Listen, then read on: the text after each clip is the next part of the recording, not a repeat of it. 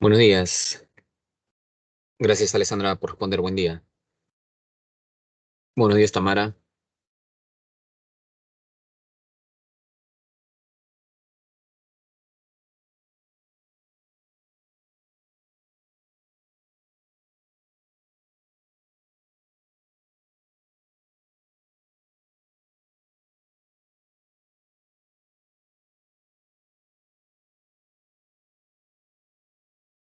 A ver, confírmeme, por favor, que se está visualizando las diapositivas y que me pueden oír correctamente.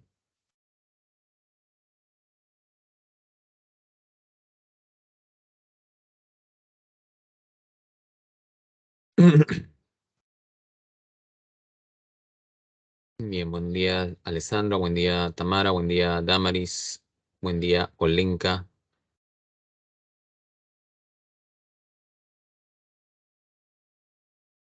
Buen día, Stuart. Y los demás todavía creo que están dormidos.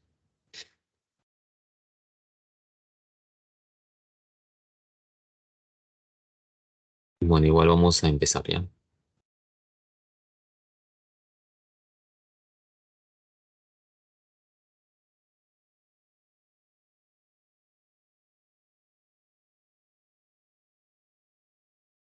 Bien, si tú recuerdas la clase pasada, que decíamos acerca de la psicología, que estudiaba la psicología, ¿te acuerdas?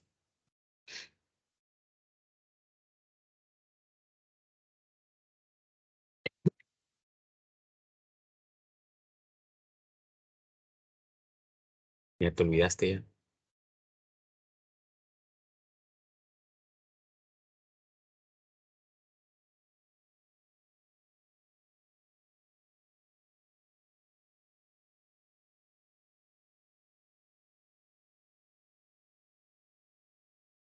Hace una semana. Ajá, Stuart dice el comportamiento del ser humano. Ya. Bien, decíamos que la psicología estudiaba eh, el comportamiento, estudiaba la conducta, estudiaba la mente, ¿no? En ese aspecto decíamos en general, la psicología era la ciencia de la mente y la conducta.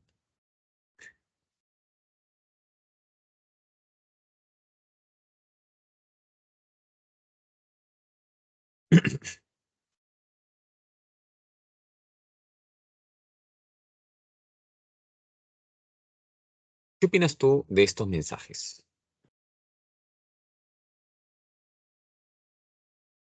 A ver, este de acá, por ejemplo,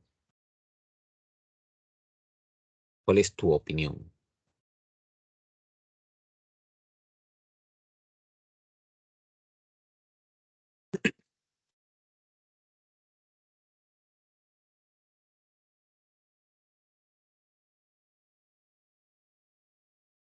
Es,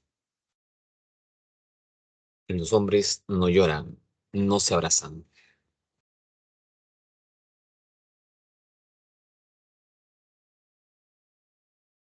Leonel dice que los hombres son más fuertes emocionalmente.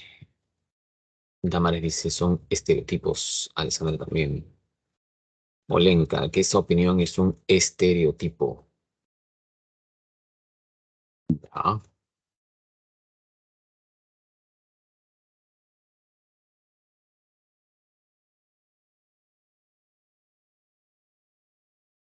a ver,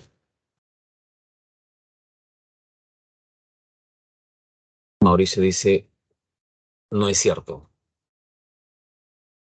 Tú sí abrazas a tu amigo. Tú has llorado en el hombro de tu amigo.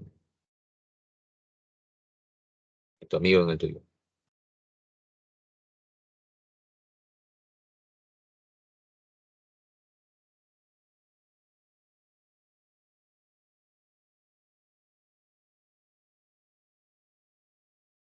Mm. Y esta otra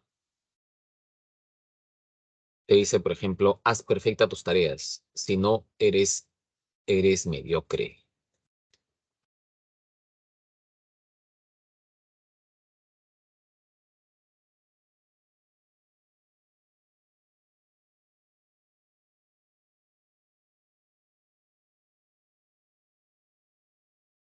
¿Te han dicho alguna vez algo así?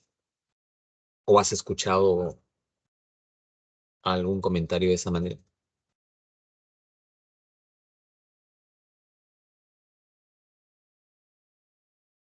Hijito, hijita, siempre tienes que sacar el primer puesto, porque si no, no eres un ganador.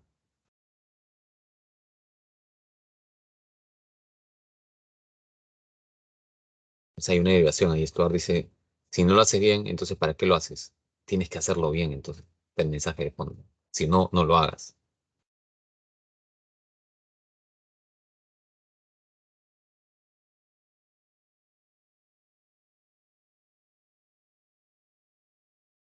O alguna vez te han dicho esto, ¿no? No me gustan tus amigos, parecen delincuentes.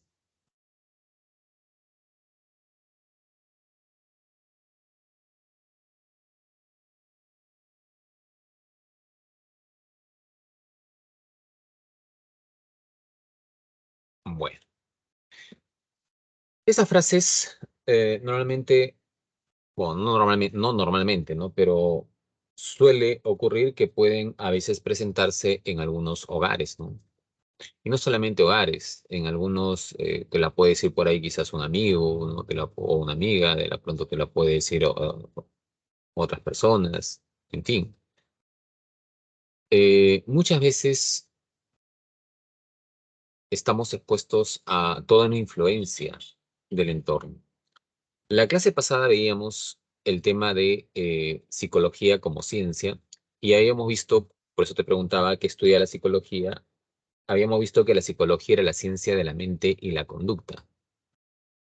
Pero también habíamos abordado que esta mente, esta conducta, este comportamiento en general tiene un soporte biológico. Así como tiene un soporte biológico, este comportamiento también tiene un soporte sociocultural. Y este soporte sociocultural está principalmente pues en lo que viene a ser la socialización. Estas frases que hemos analizado, bueno, o hemos básicamente pedido opiniones, no analizado tan a fondo, eh, de cierta manera, pues son expresión de la socialización. En muchos casos de la crianza, en otros casos, pues de la influencia del entorno. El día de hoy, el tema que vamos a abordar en la primera parte tiene que ver, pues, con las bases sociales del comportamiento humano. Cómo se va formando el comportamiento, si bien es cierto, hay condiciones biológicas, también se requieren de condiciones socioculturales. Entonces vamos a ver en la primera parte lo que es la socialización, agentes, clases de socialización. Dentro de esos agentes socializadores, uno fundamental es la familia. Vamos a abordar ahí tipos de familia, estilos de crianza. También algunos aspectos en relación a las funciones familiares y también en relación a los cambios de actitudes y a la formación de actitudes. Y en la segunda parte del tema vamos a ver la búsqueda de identidad y la autoestima, ¿no? Que también, de cierta manera, se relaciona al desarrollo socializador, ¿no? Muchas veces la crianza también puede influir en tu autoestima, ¿no? Por ejemplo, acá esta frase que te dice, haz perfecta tus tareas si no eres mediocre, puede ser que esta frase venga de un papá o una mamá muy perfeccionista y bastante rígido, pero eso también puede influir mucho en un joven, ¿no? Hay jóvenes que a veces están, ¿no? Como si fueran máquinas, eh, siempre buscando el primer puesto. El problema es que el primer puesto no puede ser para todos, pues, ¿no? A veces es para ti, a veces no. Pero cuando ese chico o esa chica no alcanza ese primer puesto, se desespera, se cree que es lo peor, ¿no? Que es una excepción para su familia, etcétera, etcétera, etcétera, ¿no? Y comienza a sentirse mal. Entonces, cómo la crianza también muchas veces puede influir en nuestra autoestima. Y cómo también no necesariamente dejarse llevar por los mandatos o los esquemas que necesariamente hemos ido formando eh, en función a los mensajes de crianza, y no solo de crianza, ¿no? También de otros momentos o de otras personas significativas. Bueno, eso ahora vamos a ir viéndolo en el desarrollo del arte. Empezamos entonces con el tema de socialización.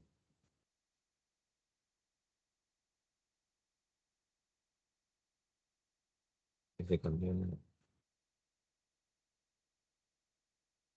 Ya.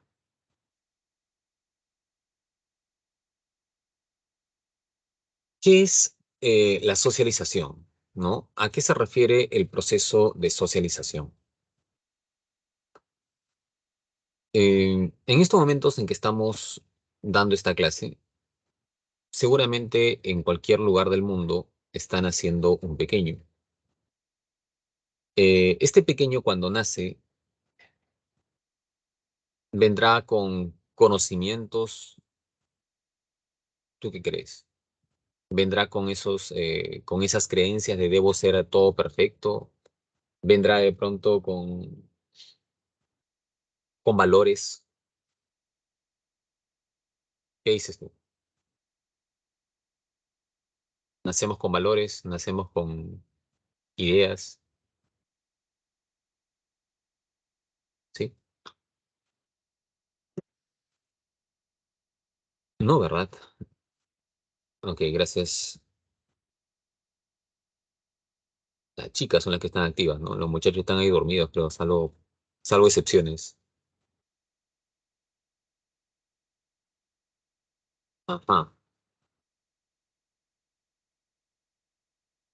¿Qué ocurre entonces cuando hablamos de la socialización? Hablar de socialización es hablar de ese proceso que permite una transmisión y una asimilación de contenidos socioculturales. ¿Cuál es un contenido sociocultural? Una costumbre.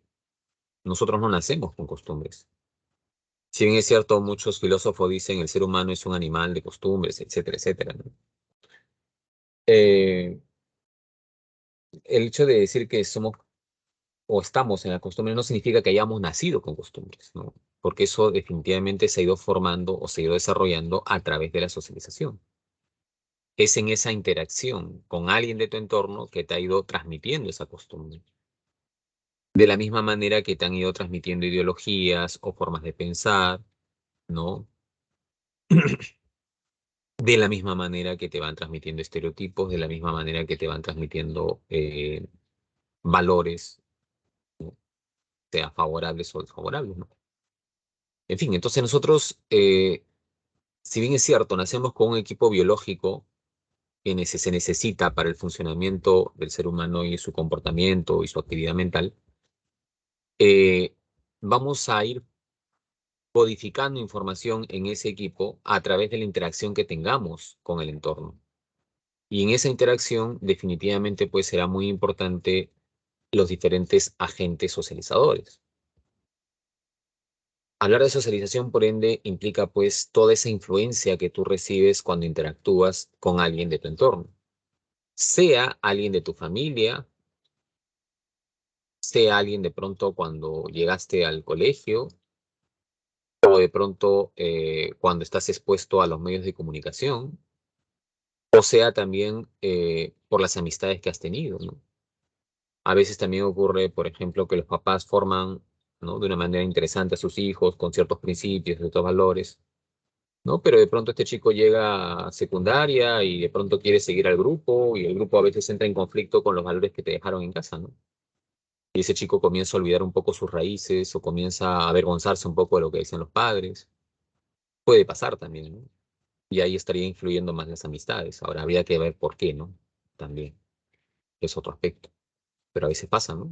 Por ejemplo, yo estoy seguro que acá, el solo hecho de saludar, yo veo acá cuando inicio una clase siempre saludo, porque creo que es una norma de respeto, ¿no? Para aperturar una comunicación.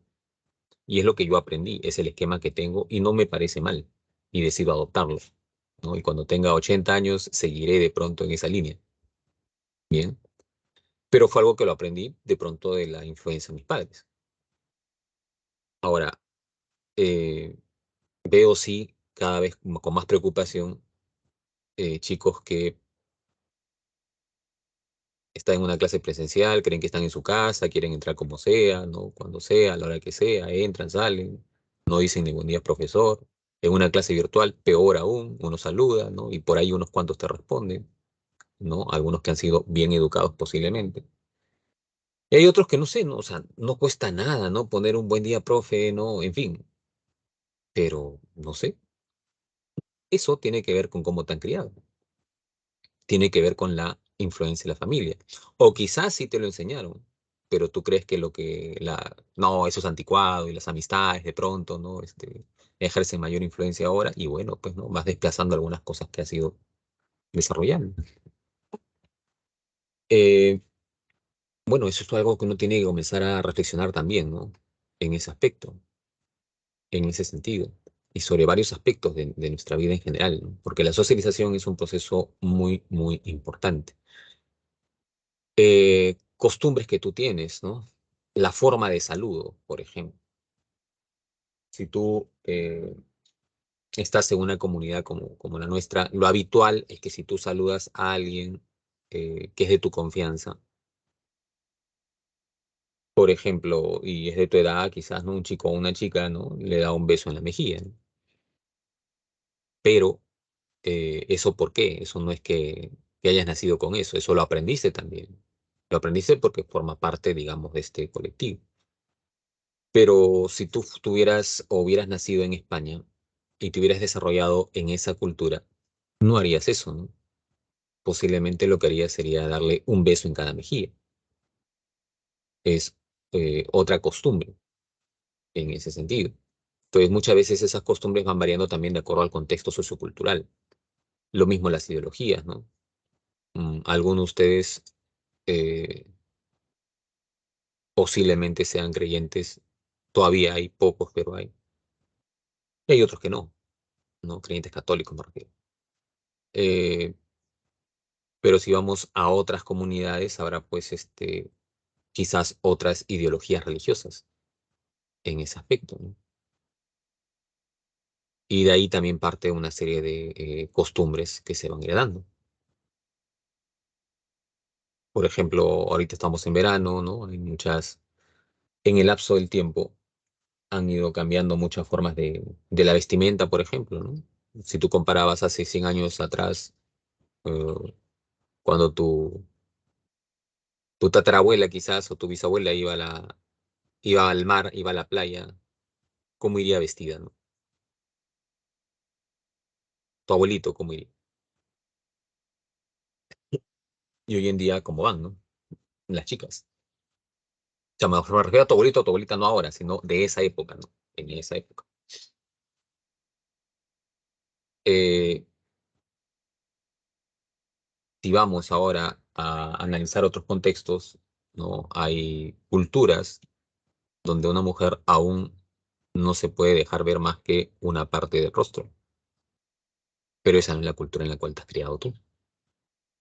Entonces quizás lo veas como extraño. Entonces todos esos aspectos vamos a ir adquiriendo a nivel sociocultural en ese sentido. Y todo eso es producto de la influencia de la socialización. Entonces, vamos a encontrar esos aspectos, ¿no? Ahora, los agentes socializadores, bueno, antes de esto, queda claro entonces qué es la socialización, proceso de interacción en el cual hay una transmisión de contenidos, llámese costumbres, valores, ideologías, a través de ese proceso de interacción social. Hasta ahí, ¿hay alguna duda, alguna pregunta?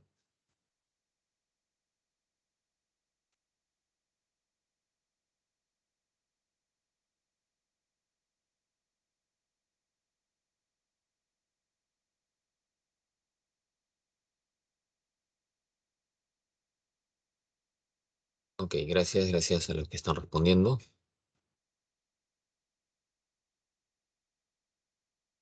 Digamos entonces. Cuando hablamos de agentes de socialización, hablamos de los grupos que permiten la transmisión de esos contenidos. Esos grupos que permiten la transmisión de ideologías, valores, normas, etcétera, etcétera, etcétera. Por ejemplo, eh, vamos a encontrar agentes formales, como vienen a ser la familia y la escuela. No cabe duda, pues, que la familia ha ejercido una enorme influencia en tu socialización, a través de la crianza y el tiempo que has pasado con las personas significativas de tu familia. Y vamos a detallar eso un poco más en un momento, donde abordaremos la familia de manera más específica. Pero en líneas generales también hay otros agentes, ¿no? Por ejemplo, la escuela. Cuando tú tenías tus 5 o 6 añitos, o quizás antes, ¿no? Posiblemente llegó un momento en el cual te dijeron, hijito, vas a ir a un lugar donde vas a aprender mucho. Tú no querías ir, ¿no?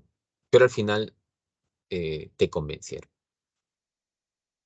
¿Y cuánto tiempo has estado en la escuela?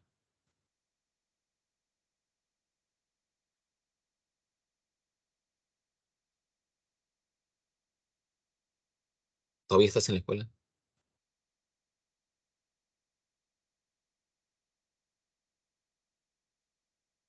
¿Para qué fuiste a la escuela?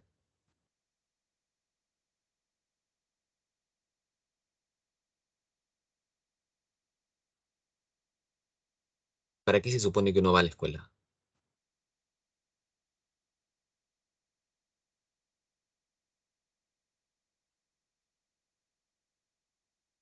No los leo, no los leo aún. No sabes para qué hace la escuela.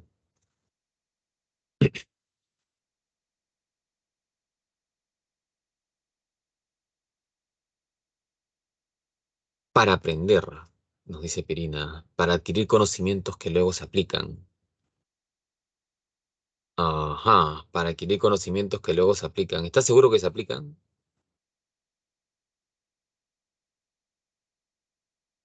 Aprender, nos dice Stephanie. Perdona también.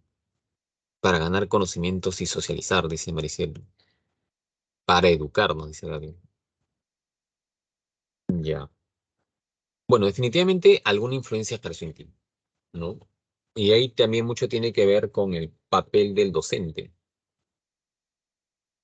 porque hay profesores que sí saben educar, pero hay otros más bien que maleducan estudiantes.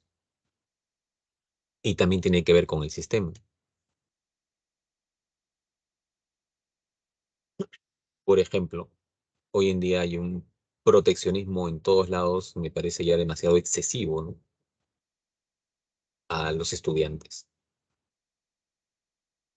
No le puedes poner eh, una calificación del 1 al 20 a un estudiante porque según ciertas personas eso atenta contra, ¿no? Su estima personal, si es que saca tal nota. Y lo peor que han hecho ahora es que ya nadie jala, ¿no?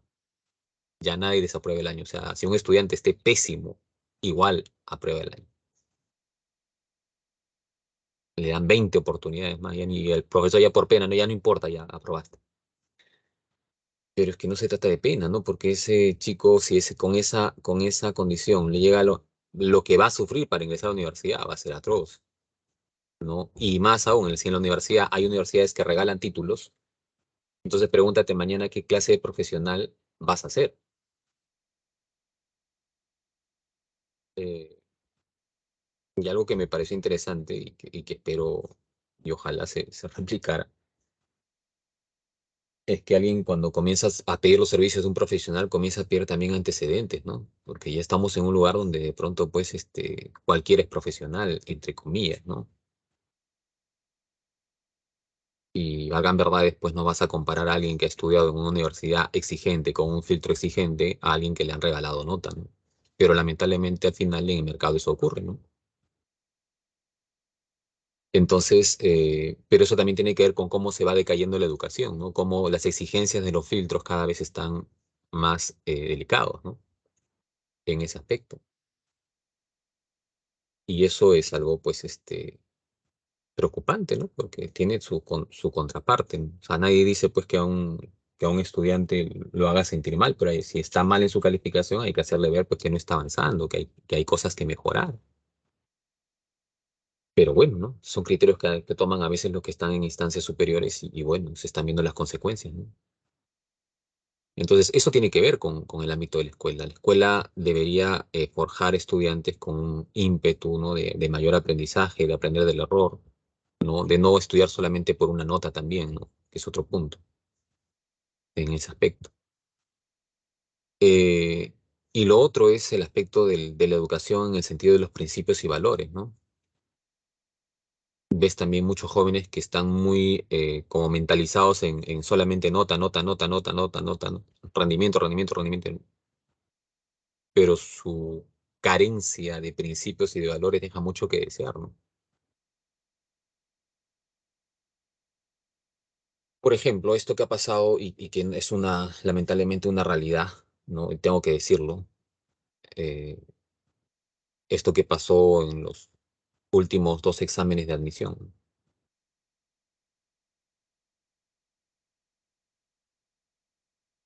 Analiza el problema, o sea, no te quedes solamente, no,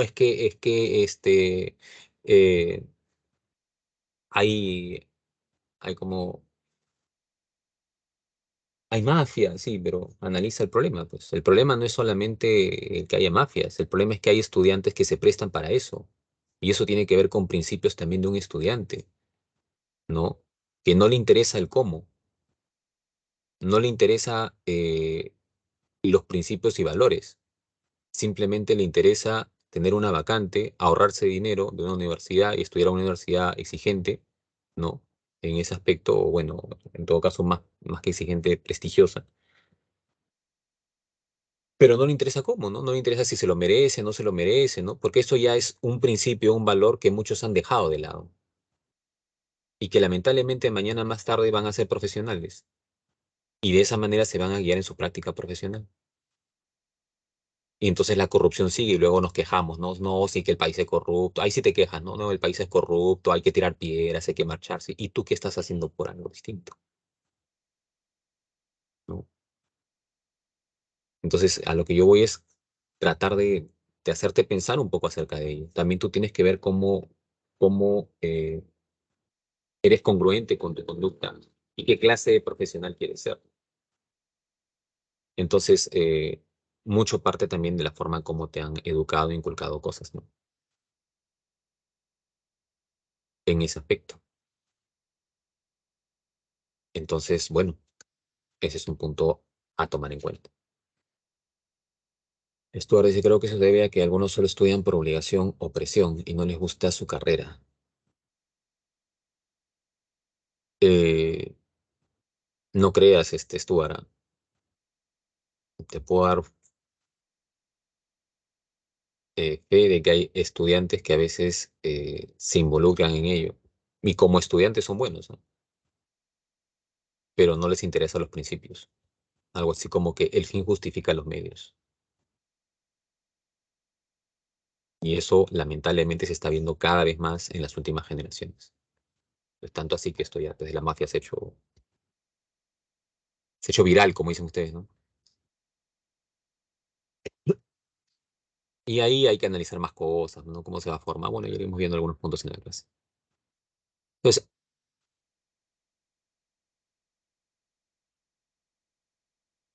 ya Lady dice, mayormente lo ven así, pero también lo hacen para una mejor sostenibilidad económica.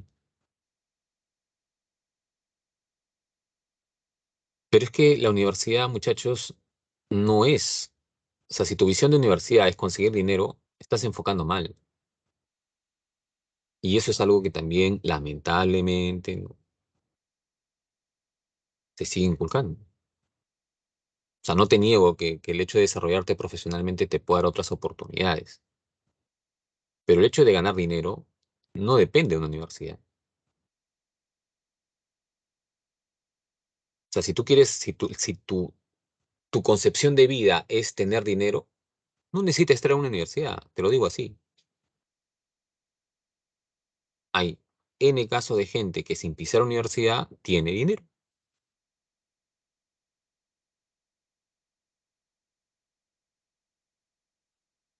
Entonces, hay que ver también cuál es el rol de la universidad, el rol de un profesional, ¿no? No es solamente, pues, si tu visión es a dinero, entonces mañana más tarde, cuando estés ejerciendo algún cargo y te sobornen para algo, serás fácil de caer en ello porque no te importará más que el dinero. Y ese no es el sentido de una universidad, de ser universitario. Es algo que hay que analizar, ¿no? Y que muchos está ahí en decadencia. Bueno, la escuela entonces tiene ese rol, ¿no? De transmitirte información y transmitirte conocimientos, pero también de poder brindar cierta educación, ¿no? En esos aspectos, más allá de un conocimiento. Lamentablemente, como te decía, no todos los docentes ejercen ese rol, ni tampoco las condiciones de los ministerios o las entidades encargadas de fomentar ello están cumpliendo con ese aspecto. Eh, si hablamos de lo que viene a ser los agentes de selección informal, ya implica aquellos de la vida básicamente cotidiana, ¿no? En el aspecto, pues, de los medios de comunicación, que estás expuesto y que también van a influenciar en ti. Hay gente que hoy en día le cree más a un youtuber que a un científico, ¿no? Le cree más a la modelito, ¿no? De Esto es Guerra, que sale haciendo su TikTok y que da un consejito, que de pronto, pues, a un especialista que ha estudiado tantos años una carrera, ¿no? Y ese es el lugar que lo ubican muchos jóvenes. Entonces, definitivamente influye, pues, ¿no? Las amistades, como decíamos, también pueden influir. Hay amistades que pueden influir para bien, como también otras que no tanto. Ahora, los medios de comunicación también sí son bien utilizados, ¿ah? O sea, no es que yo sea anti medio de comunicación, o sea, depende cómo los utilices, ¿no? Pero tienes en ese aspecto, creo que el principal rol ahora para un estudiante es aprender a escoger. Y para eso tienes que tener mucha claridad. Y eso es lo que muchos jóvenes no tienen, ¿no? Entonces siguen a cualquier esperpento que se les presenta, tiktokero, alguien que dice ser músico y solamente balbucea, pero factura, ¿no? Pero factura grande cantidad hacen cola a la gente para entrar a sus conciertos, ¿no? Se quedan ahí 2 días, ¿no? Sin dormir, para escuchar cómo alguien balbucea, ¿no? Pero bueno, cambio generacional. En fin,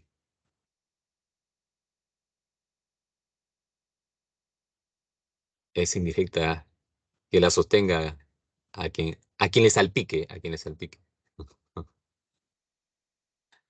ya que está de moda ahora.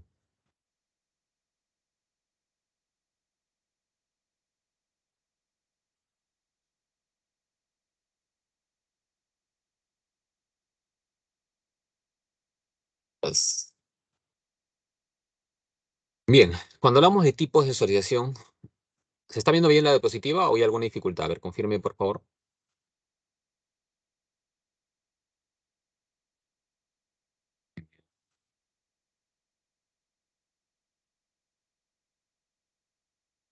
Sí, normal. Ah, ya, chévere.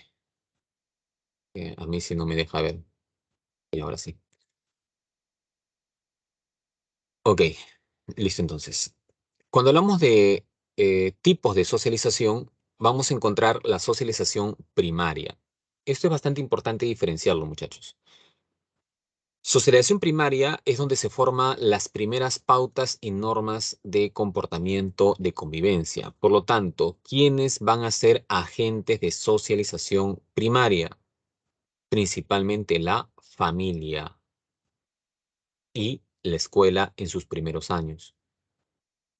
Porque es la familia donde de pronto pues se forman las primeras normas, pautas, ¿no? de convivencia, eh, donde se transmite o se cría a un pequeño, ¿no? Pero a una pequeña, y se le va transmitiendo normas, valores, en fin, ¿no? Muchos de estos aspectos que decíamos al inicio de la clase, ¿no? Este concepto de tienes que hacerlo todo bien, ¿no? Si no eres un mediocre, a veces parte lamentablemente de la familia.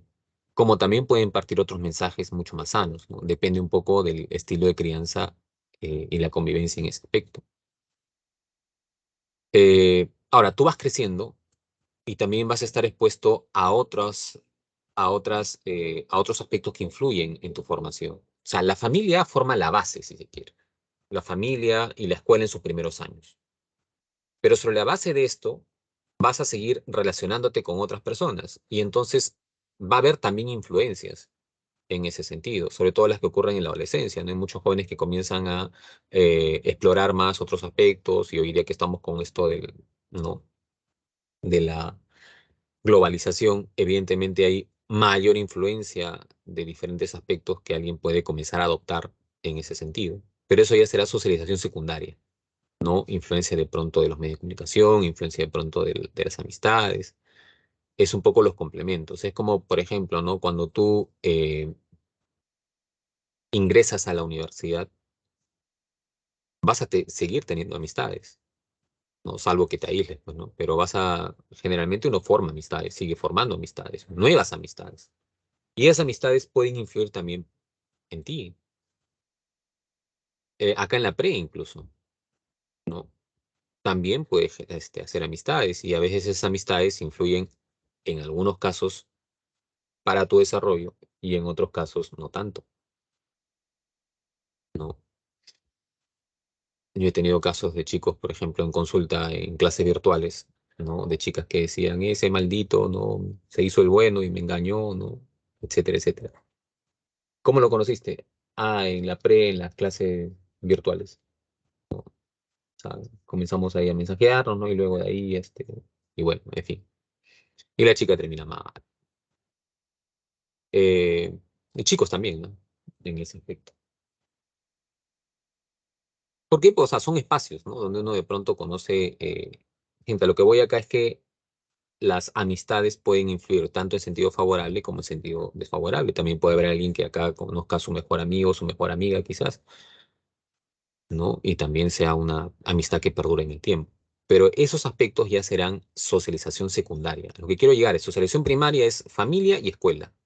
Tú sales de esos contextos, ya todo lo demás que personas que ingresen a tu mundo, digamos, de vida, o que dejes ingresar a tu mundo de vida y se relacionen contigo y influyan en ti, va a ser socialización, pero socialización secundaria. Cuando mañana más tarde trabajes, lo mismo, ¿no? Vas a relacionarte con otras personas, influirán en ti y también será socialización secundaria. Pero cuando es socialización terciaria, ¿a qué se refiere? Hay que tener cuidado con ello. ¿Ya? La socialización terciaria ya se refiere a cuando alguien sale de un contexto, sale de un grupo social. Tiene dos acepciones. Cuando alguien sale de un contexto, de un grupo social, para incorporarse a otro grupo distinto. Por ejemplo, sabemos hoy en día, y no sé, acá hay alguien que no sea de Perú, hay en el aula alguien que sea de otro país.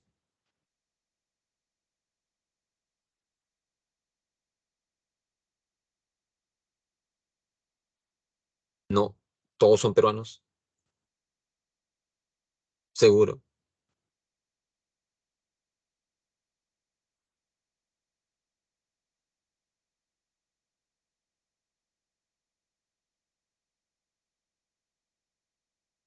Ya, bueno.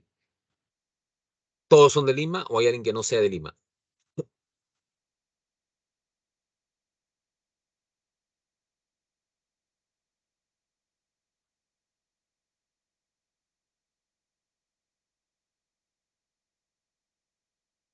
¿Hay alguien que no sea de Lima? Ajá, muy bien, Tamara. Muy bien, Ángela. No están negando sus raíces. Ya me parecería muy raro que nadie sea, que todos sean de Lima, ¿no? Porque siempre hay gente que es de provincia. Y algunos se avergüenzan, ¿no? De ser de provincia. Eh, ok, ajá. Ya, por ejemplo, acá, ¿no? Alexandra, Tamara, Carlo, Pierina, ¿no? Augusto.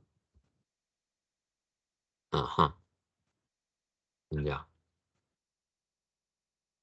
Pierina, ¿puedes activar tu micro? Tú que eres de Apurímac. ¿Es posible? Coméntame si es posible. Lady de Villa María del Triunfo. Villa María del Triunfo no es provincia, Lady. Estás en Lima. Está lejos, sí, pero no es provincia. Ah, estás por la PC. Ok, ya. No te preocupes. Ya, en todo caso, respóndeme por el chat. Ya. Mi pregunta era la siguiente. Y para ti y para todos los que han puesto que son de provincia. Eh, ¿Ustedes alguna vez, o sea, o no sé si están en provincia ahora, Porque una cosa es que nazcas en provincia, o seas de provincia, o te hayas criado en provincia, y otra cosa es que ya estés radicando en Lima, ¿sí? ¿Hay alguno de ustedes que, ahí está, por ejemplo, Michelle dice, yo vivo en Lima. ¿Hace cuánto tiempo vives en Lima, Michelle?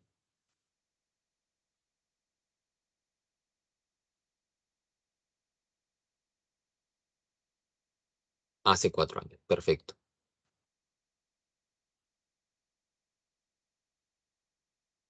Tú eres de Cajamarca, ¿cierto? Ahora, cuando tú de Cajamarca llegaste a Lima, ¿qué cambios notaste entre la gente de Cajamarca y la gente de Lima? ¿Qué diferencias encuentras?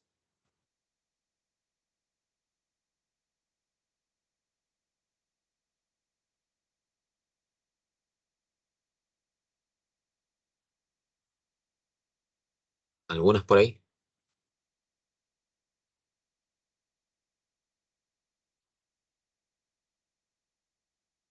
Igual para los demás, ¿no? Para aquellos que han venido de provincia, han radicado en Lima, ¿qué diferencias se encuentran entre la gente del pueblo donde ustedes vivían y la gente de Lima? O sea, no me refiero en el físico, sino me refiero en el aspecto, pues, de su forma de ser, ¿no? O de sus costumbres, ¿no? En ese aspecto. O son exactamente iguales.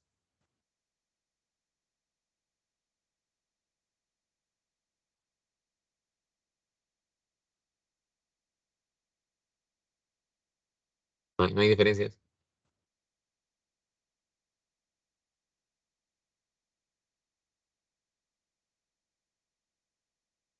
En Lima hablan diferente.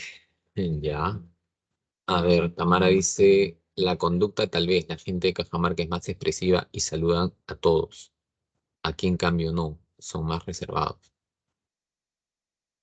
Claro, posiblemente en Cajamarca, ¿no? Así no conozcas a alguien, lo saludas, cuestión más de respeto, ¿no? Acá quizás cuando tú comenzaste a saludar nadie te respondía. A mí también me pasa en la clase muchas veces. Ya, la forma de hablar también. Alice dice, son más chill los chicos en Lima. ¿A qué te refieres con más chill? No, no entiendo qué es chill. Son más chill, chill. Más chillones, más chill.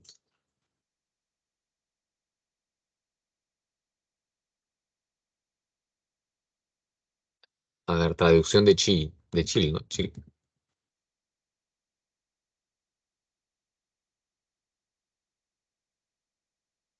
Ah, relajado. ¿A eso se refieren?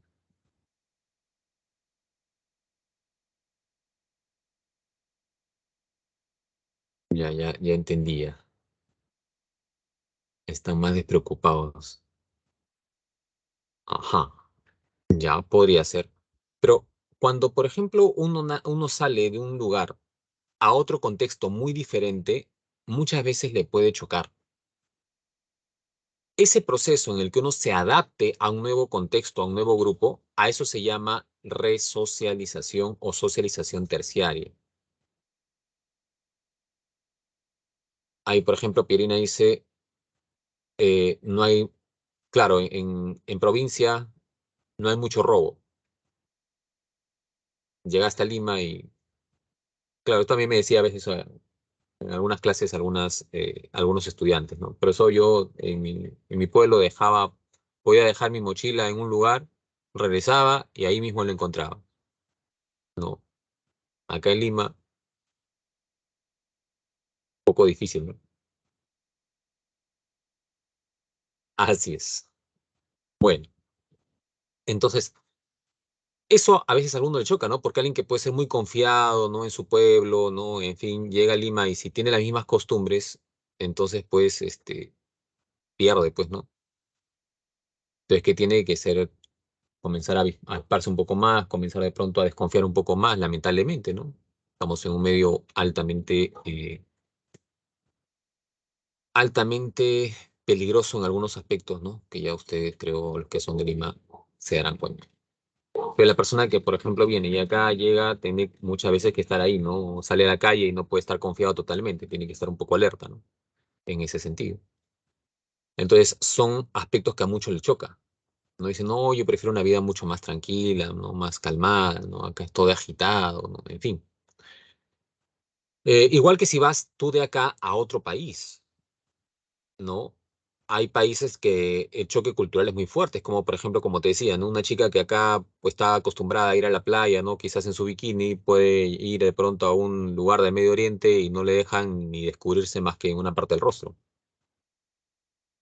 Entonces eso puede ser muy chocante para una persona, ¿no? Eso, por ejemplo, es ese proceso de salir de un lugar a adaptarse a otro lugar, ese proceso de adaptación se llama socialización terciaria o resocialización, ¿ya? En ese aspecto. Y la otra forma de resocialización es cuando hablamos de los centros rehabilitadores, como las cárceles, que en teoría son centros de resocialización. ¿Por qué alguien va a una cárcel? Por ejemplo, acá Abigail dice, ¿no? En provincia me devolvieron el fondo estando en plena calle. En Lima ya lo hubieran vendido en una esquina. Ya, por ejemplo, si en Lima, Abigail, a ti te hubiesen asaltado y capturaban a esta persona que te asaltó, y este chico que te asaltó, ¿no? Que te quitó tu iPhone último modelo, supongamos.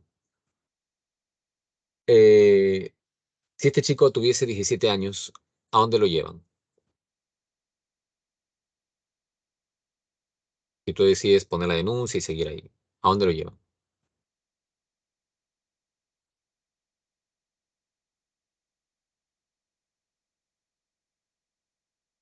Claro, lo llevan a un centro resocializador para menores porque todavía es menor de edad, ¿no? Que suele llamarse Maranguita. Y es un reformatorio, ellos conocen como un reformatorio, ¿no? Es un centro resocializado. Pero si este chico tuviese 20 años, ¿a dónde va?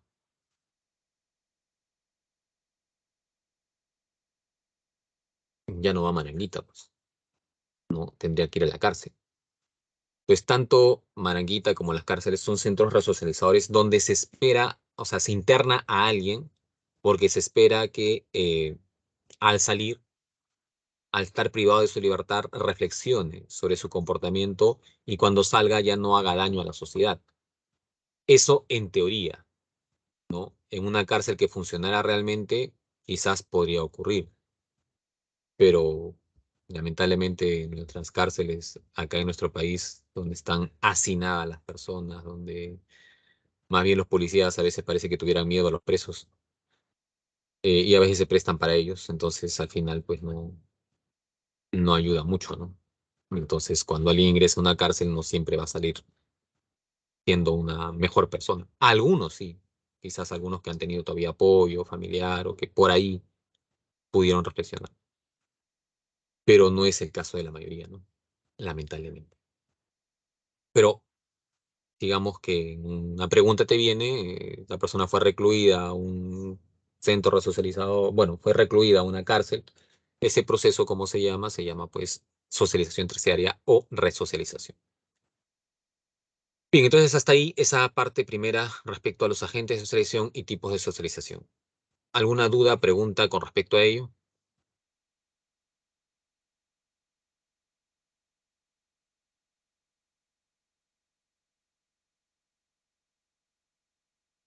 Vamos a lo siguiente. De estos agentes socializadores hemos dicho que el que, principal por la influencia que tiene, ¿no? Es la familia. Entonces vamos a analizar un poco más a fondo la familia, vamos a ver los tipos de familia, también los estilos de crianza y también algunas funciones de la familia. Tienes ahí cuatro tipos de familia. A ver, coméntame en el chat con quién vives. Coméntame en el chat con quién vives tú.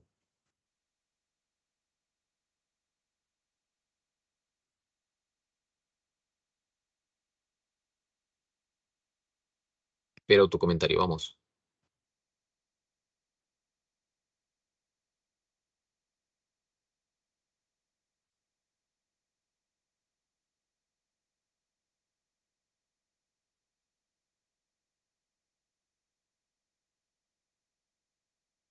Ya, acá veo Alice, padres y hermanos, Damaris, padres y hermanas, Tao, padres y hermanas, Tamara, padres y hermanos.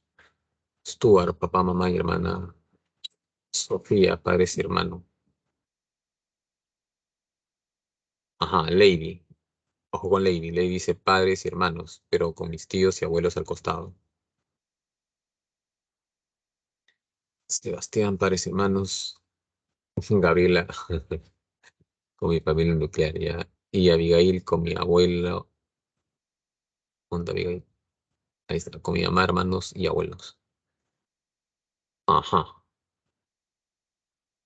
Ah, Alessandra, con mamá y hermana. Ya. Carlos dice tíos, tías, primos y mis padres.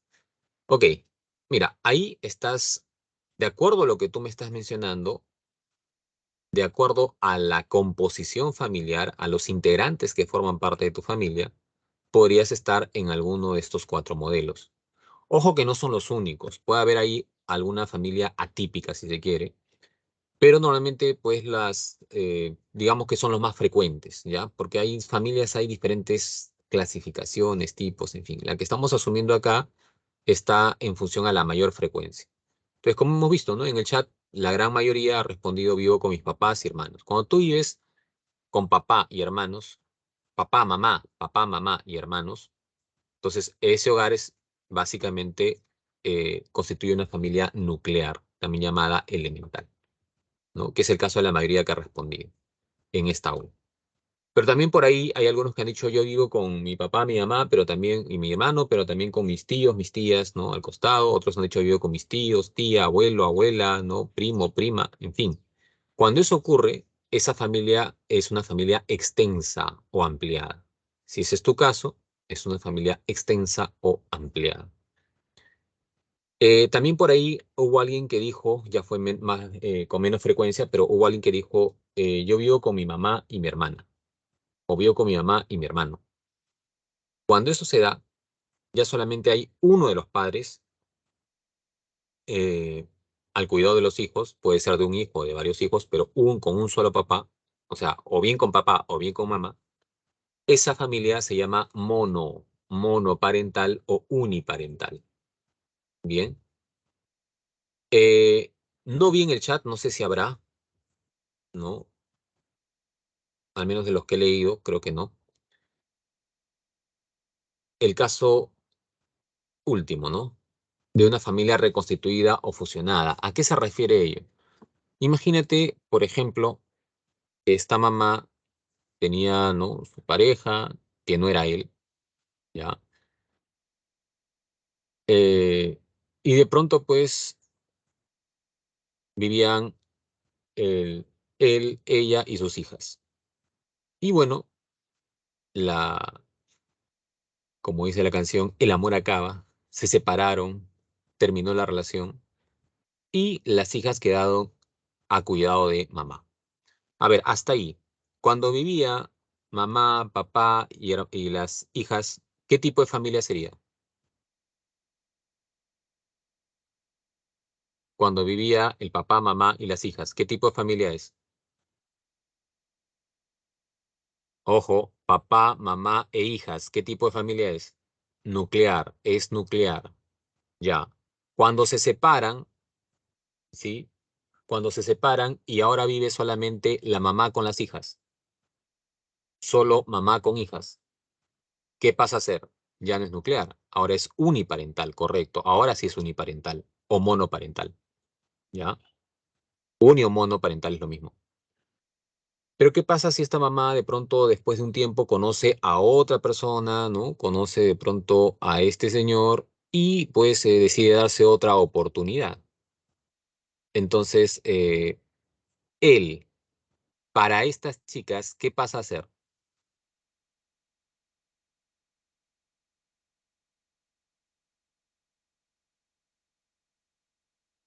¿Me captas la idea o no? El padrastro, correcto, el padrastro. Y ella, si es que este señor tuviera también sus hijos, ella, para ellos, ¿qué pasa a ser? La madrastra, ¿sí o no? Y si todos conviven ahora, entonces esa familia ya es una familia reconstituida o fusionada, ¿ya? Reconstituida o fusionada. O sea, es una familia donde de pronto pues hay padrastro o madrastra en ese aspecto. No necesariamente tiene que estar, o sea, que el padrastro venga con sus hijos, ¿ah? Puede que de pronto esté solo, pero pasa a formar parte de esta familia ya es reconstituida o fusionada. O puede que de pronto la mamá solamente no pasó acá, la madrastra, ¿no? Entonces igual sería reconstituida o fusionada. ¿Entiende? Pues esa es la clasificación de acuerdo a los estilos de crianza. ¿Hasta ahí alguna duda? Perdón, la clasificación de acuerdo a la composición familiar, no estilos todavía, composición familiar. ¿Hasta ahí alguna duda, alguna pregunta?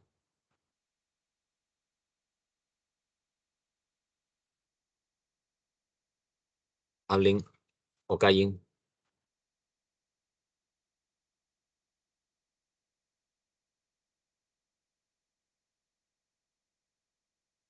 Listo, vamos bien entonces.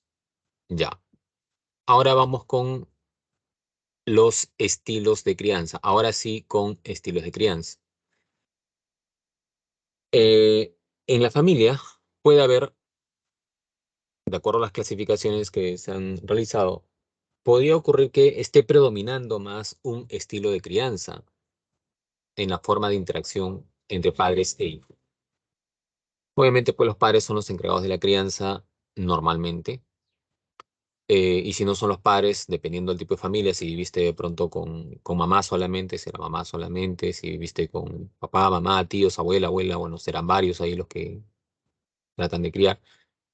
Pero bueno, vamos a ver acá estilos de crianza justamente en función a ello. Eh, esta imagen te hace recordar algo.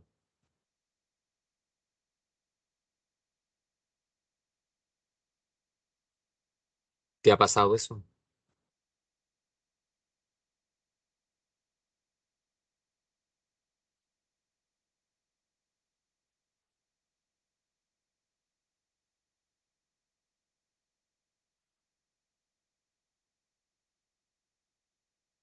¿Estás recordando tu trauma? Ok.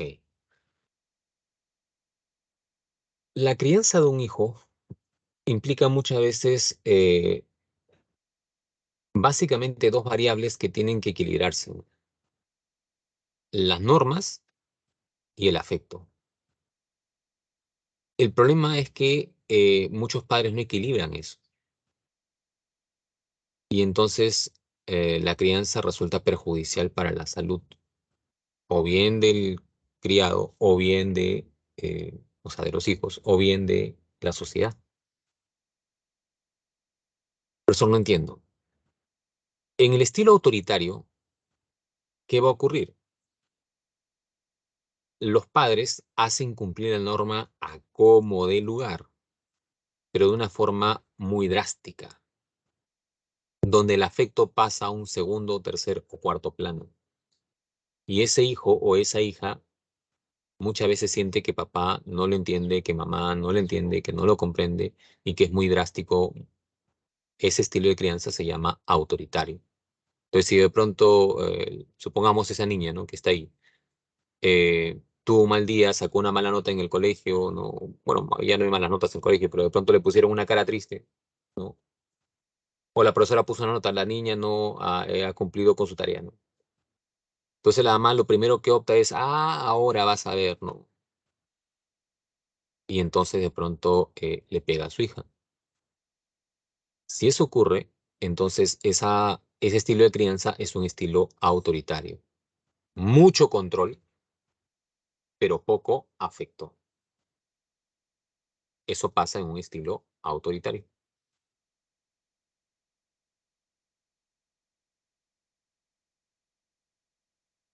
¿Ok? Están recordando sus experiencias ahí, Alexandra. Mamá decía, Vení, no te voy a hacer. Mamá es argentina, Alexandra, parece un acento argentino. Vení, no te voy a hacer nada. Alice, sí, pero no era físico, sino verbal. También puede ser que lo que se ve no es un golpe, pero a veces unas palabras muy hirientes o insultos también, ¿no? Leonel dice que si te pones a llorar te daré una verdadera razón para que te pongas a llorar. Ese mensaje es un mensaje ambivalente. Si te pones a llorar te daré una verdadera razón para que te pongas a llorar. Interesante ese mensaje. Y Leonel, ¿finalmente llorabas o no llorabas?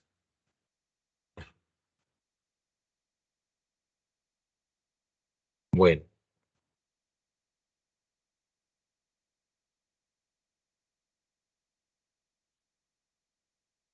un poquito. Ok. El estilo autoritario pasa eso, ¿no? Ahora, esto, ojo, no es que sea, o sea, si alguna vez te ha caído un coscorrón, no significa necesariamente que el estilo de crianza que hayas tenido sea ese, ¿no? Eh, y esto comienza a ser frecuente, ¿no? Obviamente que sí. Es que todos los días, si no es un golpe, es un insulto, un grito, en fin, o para que haga las cosas constantemente, grito, insulto o golpe, ya estamos hablando ya de un estilo marcado autoritario. Bien. Pero ¿qué pasa acá? Mira la otra contraparte. Eh, Acá está el hijo y acá están los padres. ¿Qué pasa con este hijito?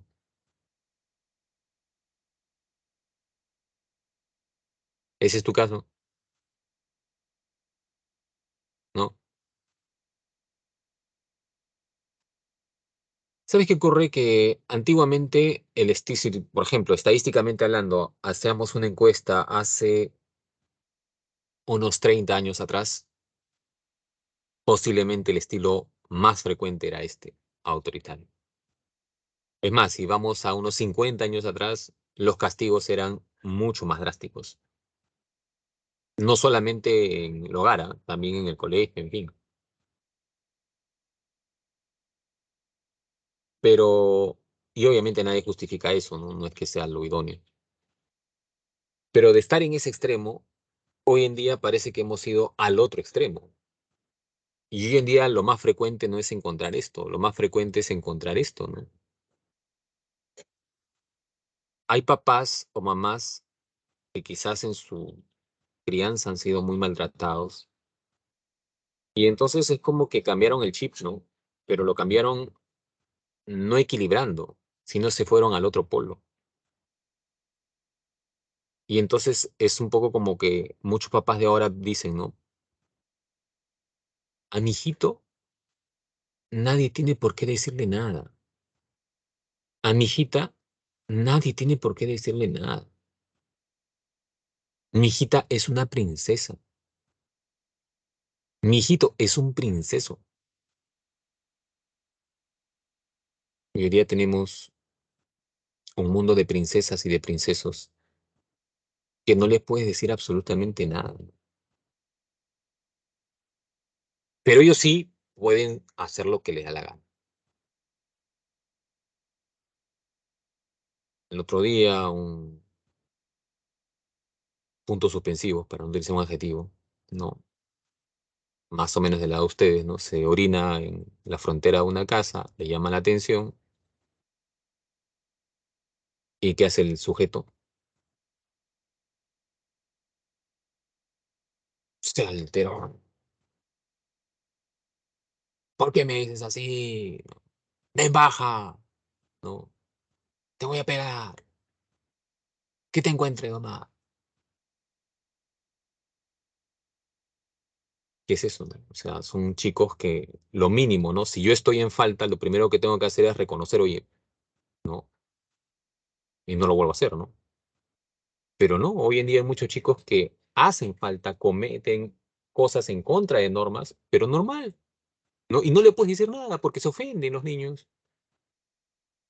Bueno, eso es resultado de una familia permisiva o indulgente, donde los padres, eh, en su querer, no es que no quieran a sus hijos, pero en ese querer a sus hijos, les han consentido en todo.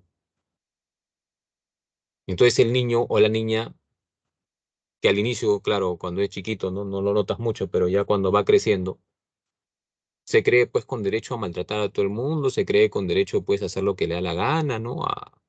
¿Por qué? Porque él es el princeso. Y los princesos están arriba, pues, y mirando hacia abajo a todo el mundo, ¿no? Igual las princesas, ¿no? Entonces, lamentablemente, hoy en día esto se ve con más frecuencia. Y eso es muy, muy lamentable.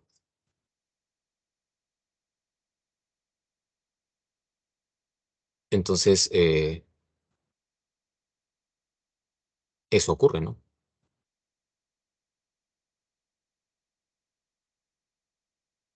Esa familia es una familia con un estilo permisivo o indulgente. El estilo desapegado ya es una familia en la que los papás no han tenido el tiempo necesario para los hijos y terminan delegando la responsabilidad en otra persona. Es un estilo desapegado o negligente, ¿no? Ese papá, esa mamá no estaba preparado para ser papá, mamá. Bueno, en realidad nadie es que esté preparado siempre, ¿no? Pero por lo menos alguien puede tener la intención, ¿no? Nunca he sido papá, mamá, pero de pronto puedo tener la intención de ser un buen papá o de ser una buena mamá, ¿no? Entonces, los que tienen el estilo desapegado o negligente no asumen ese rol. Puede que tengan un hijo y entonces terminan delegando esa responsabilidad en un tercero. A veces lo delegan en la abuela, en la tía, ¿no? Entonces, ¿quién cría a ese niño? La abuela, la tía, en ese aspecto. Eh, Ese es un estilo desapegado o negligente en ese aspecto. El padre o la madre se desentienden de la crianza de sus hijos en ese aspecto. Ahora, el estilo donde hay un equilibrio es el estilo democrático o autoritativo. No confundir autoritativo con autoritario. Ya, cuidado. Autoritativo es cuando los padres han ganado autoridad sobre sus hijos, pero no sobre la base de un castigo, no, sino mediante el diálogo, la confianza. Entonces, los padres tienen una relación bastante cercana con sus hijos, sin que esto signifique esa famosa frase de sé amigo de tus hijos, que a mí me parece, sinceramente, como psicólogo, bastante mal, ¿no? Porque una cosa es que tú tengas confianza con un hijo y otra cosa es pues que lo trates como si fuera tu pata, pues, ¿no? Porque ahí ya se comienza también a desvirtuar ciertos aspectos. Entonces hay que tener ciertos lugares, ¿no? En ese aspecto. La familia democrática es una familia donde si hay un problema se dialoga primero, ¿no? Y también los hijos tendrán que aceptar que muchas veces tienen que cumplir algunas normas, ¿no? Es más, el hijo, sobre la base del cariño que le siente a los, que siente por los padres, que han sabido ganarse ese cariño. Entonces, también entienden que hay en una familia es importante, pues, cumplir ciertas normas, ¿no? En esos aspectos. Pues hay una convivencia con respeto, ¿no? Eh, Aparte del cariño propio, ¿no? Entonces, ese es un estilo democrático autoritativo. No es una familia perfecta, porque en toda familia hay problemas, ¿ya? Pero es una familia donde se manejan mejor los conflictos en ese sentido. Bueno, eso en relación a los estilos de crianza.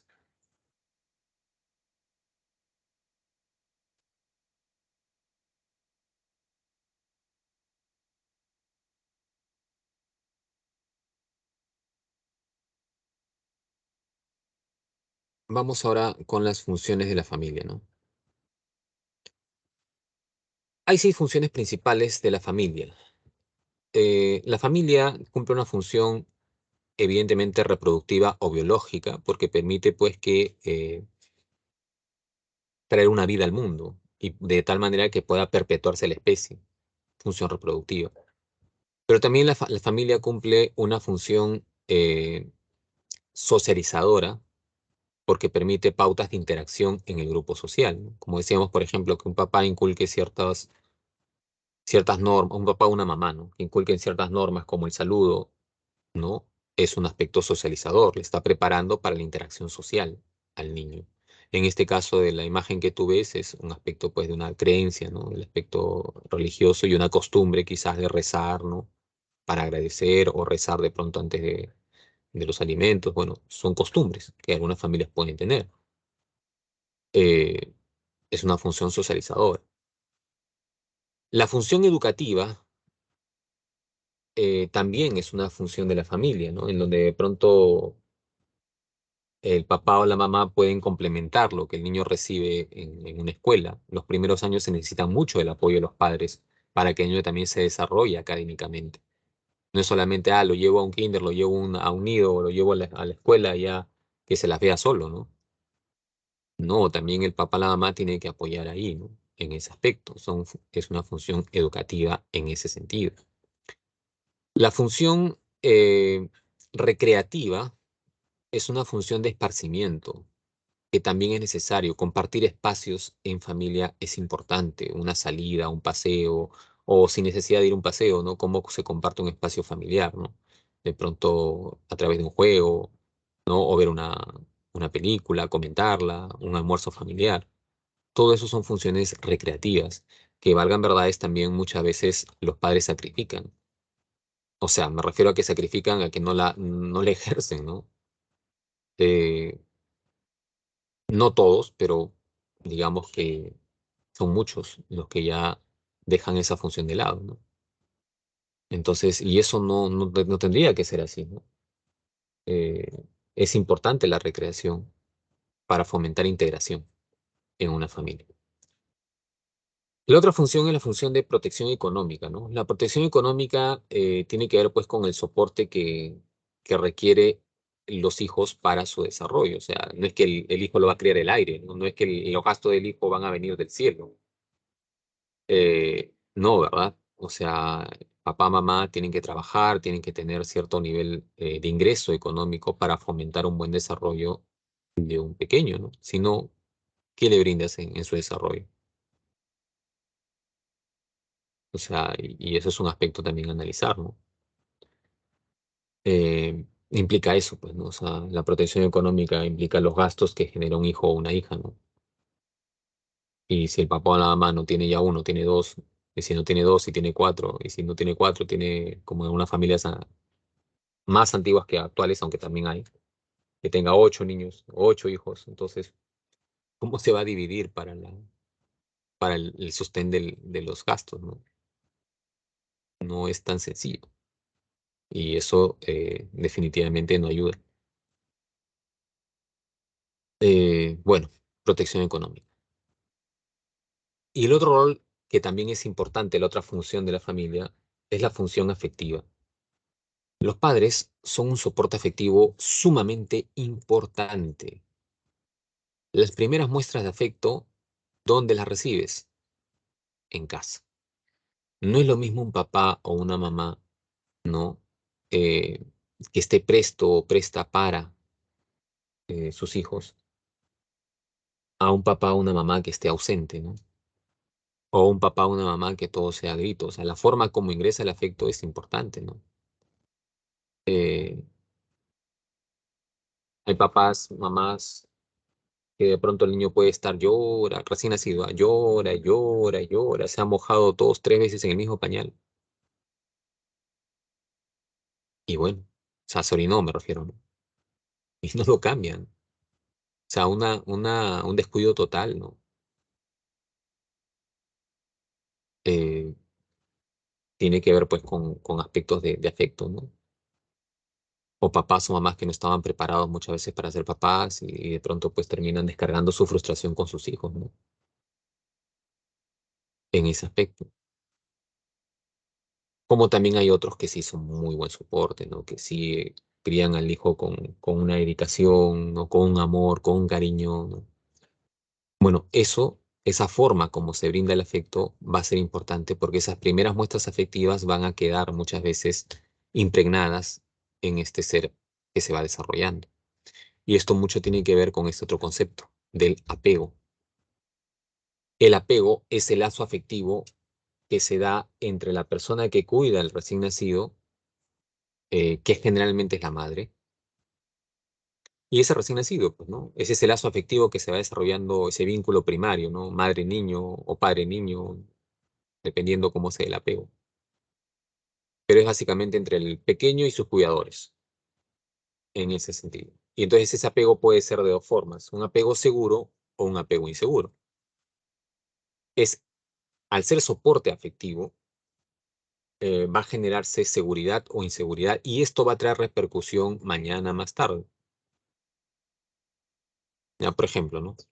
Como te decía, ¿qué pasa con este pequeño que de pronto se orinó en el pañal y la madre, ¿no? Está presta para el cuidado de su hijo, ¿no? Va, lo cambia, ¿no? Le cambia la ropita, ¿no? Y lo trata con cariño, ¿no? Ese pequeño puede no entender una palabra, pero va a captar el afecto, porque el afecto se siente. Entonces, esto va a generar un apego seguro, un vínculo donde el pequeño va a encontrar confianza en el medio que le rodea, menos temor. Pero ¿qué pasa con un pequeño que esté descuidado, ¿no? Constantemente? Esto más bien va a generar lazos de desconfianza, va a generar que este pequeño tenga mucha ansiedad en ese sentido. Entonces vamos a encontrar ahí estos aspectos, ¿no? De seguridad e inseguridad. Eh, y esto tiene su contraparte mañana más tarde, de acuerdo, por ejemplo, al enfoque psicodinámico, ¿no?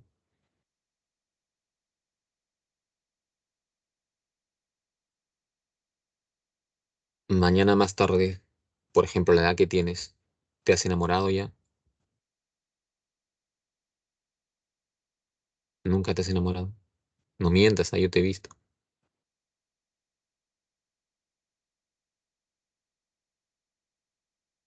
Y ahora, si te has enamorado, ¿has sufrido también tu primera decepción amorosa?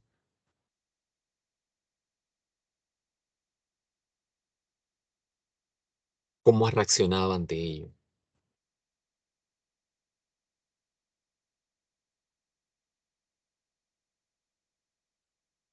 El tipo de reacción no es igual. Aquellos que tengan, bajo este concepto, ¿no? Aquellos que han tenido un soporte afectivo, un lazo afectivo seguro, o sea, un apego seguro, tienen un desarrollo de personalidad mucho más fuerte, ¿no? Por lo tanto, cuando viene un problema como ese, claro, te va a mover, te duele, pero podrás resistir. En cambio, hay chicos o chicas que cuando tienen esta experiencia, les remueve todo y no encuentran sentido y se hunden en una depresión impresionante, ¿no? Entonces, eso tiene que ver muchas veces con cómo se ha ido fomentando los lazos afectivos en el lapso del tiempo. Entonces, por eso, ¿no? Es importante analizar estos conceptos, porque algunos están reviviendo sus experiencias traumáticas ahí. Bien, finalmente, respecto a este tema, vamos a ver el ámbito de las actitudes. ¿Qué es una actitud? Mira, una actitud es la valoración favorable o desfavorable o neutra hacia algo. Una actitud es la disposición afectiva para valorar, o sea, para asignarle un valor favorable o desfavorable a un objeto, ¿sí? Cuando me refiero a valor, no me refiero necesariamente económico, me refiero a lo valioso que puede ser para ti alguien. Por ejemplo, en tu vida, ¿tienes personas valiosas? ¿Tienes personas que para ti sean importantes?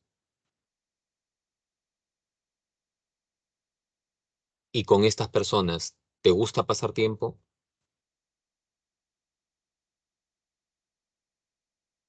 Ya, si eso es así, es porque has desarrollado una actitud favorable hacia esa persona. No sé si sea mamá, papá, hermana u otra persona, pero desarrollaste una actitud. No confundir esto, ¿ya?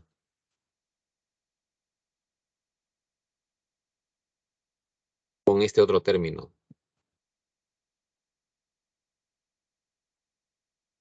Ahí he puesto en el chat el término. No es lo mismo, por si acaso.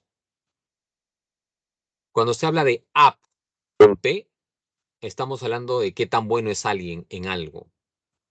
Si alguien es bueno, por ejemplo, para las matemáticas, tiene app con P, aptitud.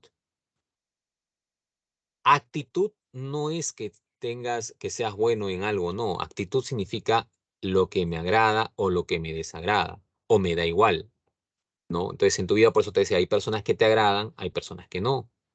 Las que te agradan serán tus amistades o personas cercanas a ti. Las que no te agradan, pues no quiero ni verlas.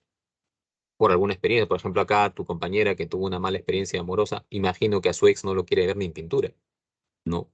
Entonces, que ha desarrollado una actitud, pero una actitud desfavorable. Ahora, así como las personas pueden generar actitudes de agrado o desagrado, también cualquier objeto, ¿no? Un animal te puede generar agrado o desagrado. ¿Qué animal te gusta a ti? Si te dijeran, ¿no? Eh, escoge una mascota. ¿Qué mascota escogerías? ¿Qué escogerías de mascota? Si tuvieras la oportunidad de criar tú esa mascota. Por ejemplo, ahí me dicen un gato, un gato, un gato. Ajá, un gato, un conejo, dice Aileen. Ya, que ellos me digan, por ejemplo, un gato, es porque este animalito le genera una actitud favorable. Que Aileen me diga un conejo, ¿no?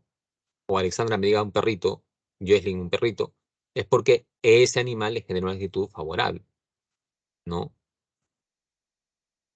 Entonces, yo alguna vez, recuerdo en un consultorio, vino un chico a consulta, ¿no? Este chico tenía de mascota a un ratón.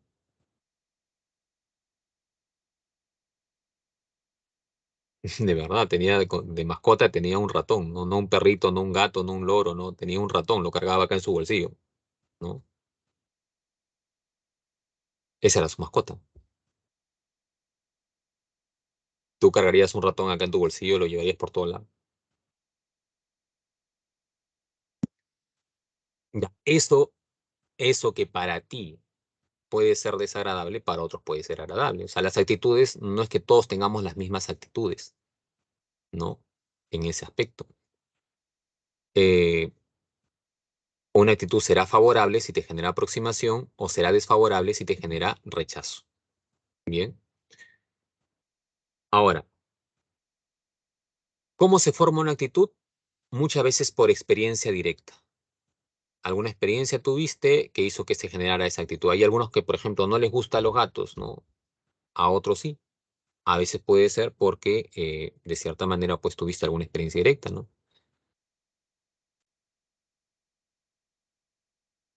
Muchas veces también las actitudes se generan por normas que la sociedad establece, por imitación, por imitar de pronto modelos de conducta, y también membresía institucional se refiere a pertenecer a un grupo. A veces uno adopta una actitud hacia algo para pertenecer a un grupo social. Por ejemplo, ¿no?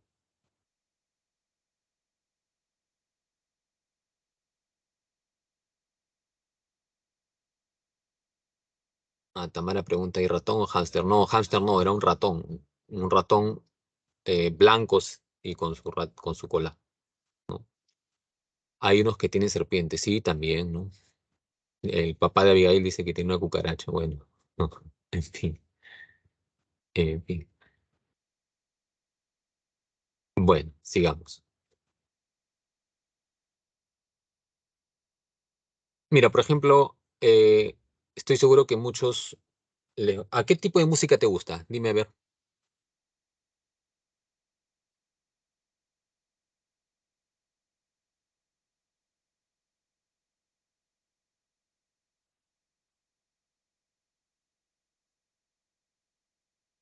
Ahora sí nadie responde. Pop, jazz, dice Stuart. Punk, pop, rock. Ahí no están los reggaetoneros. ¿Dónde está el team reggaetonero? ¿Dónde está el team Bad Bunny?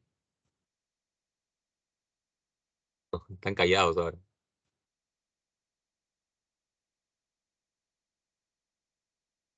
Ya no hay.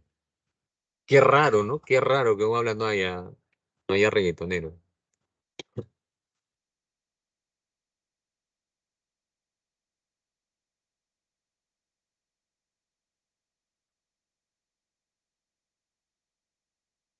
Bueno, ahí están poniendo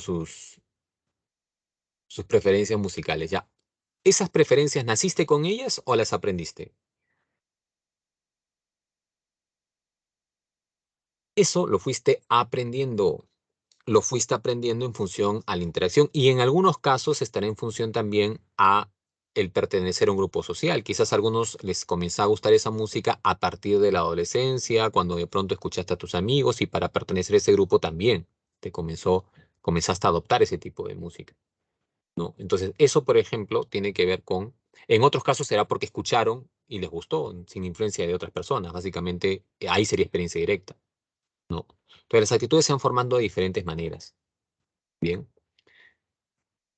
En otros será, me gusta esta música porque mi papá la escucha, ¿no? Y yo también la escucho. Entonces, ahí es por imitación, modelos, por ejemplo. Entonces, hay diferentes formas como se aprende una actitud. Finalmente, con respecto a esto, es importante entender que las actitudes tienen tres componentes: componente cognitivo, afectivo y conductual. Ojo con eso. Cognitivo es lo que pienso, afectivo, qué siento, conductual, qué hago, ¿no? Por ejemplo, si yo tengo una actitud, y no lo voy a negar, una actitud negativa hacia el reggaetón. Entonces a mí me preguntan, ¿qué piensas del reggaetón? Pienso que es algo vacío, donde algunos dicen que es música porque tiene un ritmo pegajoso, eh, pero que no tiene un sentido de letra, me parece nada apreciable en la mayoría de casos. Eh, entonces, ¿yo qué estoy haciendo ahí? Estoy expresando mi punto de vista, estoy opinando, es mi forma de pensar respecto a eso. Ahí se está expresando el componente cognitivo. Todavía no veamos esto ya, estoy solamente hablando de esto, cognitivo. Afectivo, ¿qué implica? ¿Qué siento? Pronto se para un vehículo al frente de mi casa y pone su reggaetón a todo volumen, ¿no? Siento náuseas, ¿no? Me da, no sé, en fin, componente afectivo, desagrado, ¿sí? Conductual, ¿qué hago? Salgo por la ventana, le digo, oye, ¿qué cosa tienes? Pues, no te pases, ¿no? Baja tu música, ¿no? Conductual. O me tapo los oídos, conductual. Acción. Cognitivo, ¿qué pienso? Afectivo, ¿qué siento? Conductual, ¿qué hago? ¿Ya? Eso tiene que estar claro. Ahora, esto de acá es muy importante que lo tengas presente, lo que vamos a explicar a continuación. Mira, el componente cognitivo de una actitud, cuando se generaliza, cuando se generaliza, va a formar lo que se llama un estereotipo. Y los estereotipos pueden ser positivos o pueden ser negativos. Cuando un estereotipo es negativo, va a activar un prejuicio, que es una generalización aplicada a un caso específico. Y este prejuicio, que es una expresión también de lo cognitivo y lo afectivo, puede llevar a que el sujeto realice acciones, conductas de discriminación. Bien. Por ejemplo, si me estás entendiendo, si alguien me dice, ¿no? Eh, los peruanos son trabajadores.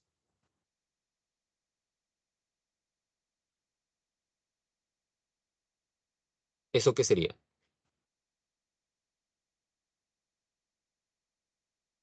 Alguna vez le preguntaron al exdirector técnico de la selección, al señor Ricardo Gareca, qué opina de la gente. Y dice, no, la gente peruana es gente muy trabajadora. Bueno, ¿eso qué significa? ¿Qué sería eso?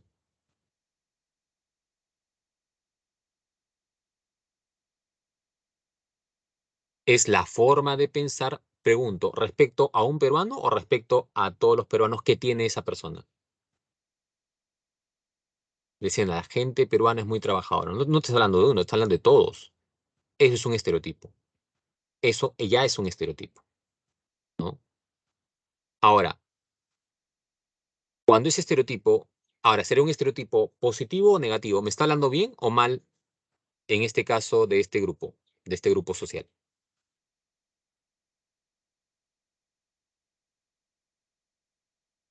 me está hablando bien. Por lo tanto, sería un estereotipo positivo. ¿Ya? Pero si tú vas posiblemente a España, ¿no? Eh,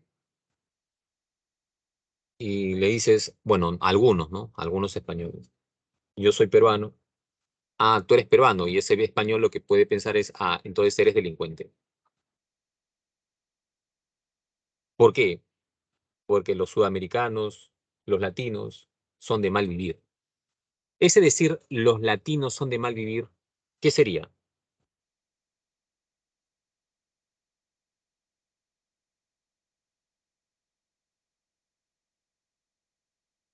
Piensa, piensa. Los latinos son de mal vivir. ¿Me está hablando de uno o de todos? Si me dice, los latinos son de mal vivir, ¿me está hablando de uno o de todos?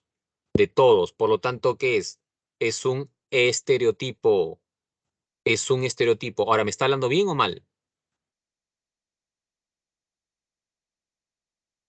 No, no es discriminación.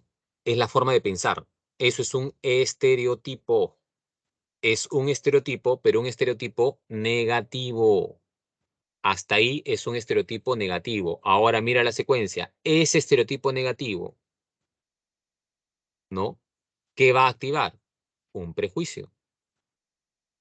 Entonces, cuando esta persona, cuando este español conoce a una persona, sea peruano, chileno, en fin, si en su mente está todos los latinos son de mal vivir, ¿qué va a pensar? Ah, tú eres peruano, entonces eres latino, eres de mal vivir. Tú eres chileno, ah, eres latino, eres de mal vivir. ¿Qué está haciendo? No se ha dado el trabajo de interactuar, de conocer a la persona para evaluar y sacar su conclusión, no. Lo está juzgando sin conocerlo. Cuando tú juzgas a alguien sin conocerlo, simplemente porque procede de un sector social, eso ya es un prejuicio. Estás generalizando a un caso solamente porque procede de un grupo. Eso ya es un prejuicio. Y ese prejuicio, a su vez, te va a llevar a conductas discriminatorias, ¿no? Entonces, si de pronto este peruano va a España, ¿no? No va a buscar trabajo, no. Para los latinos no hay. Si eres latino, no hay trabajo, ¿no? Estoy hablando en algunos casos, pues no estoy diciendo que todos los españoles sean así, ¿no? En algunos casos. Entonces, eso, por ejemplo, sería un acto de discriminación. ¿Se entiende? En ese sentido. Y es la acción, la conducta, en ese aspecto. ¿Ok? Bien, hasta ahí, entonces, esa parte. ¿Alguna duda, alguna pregunta?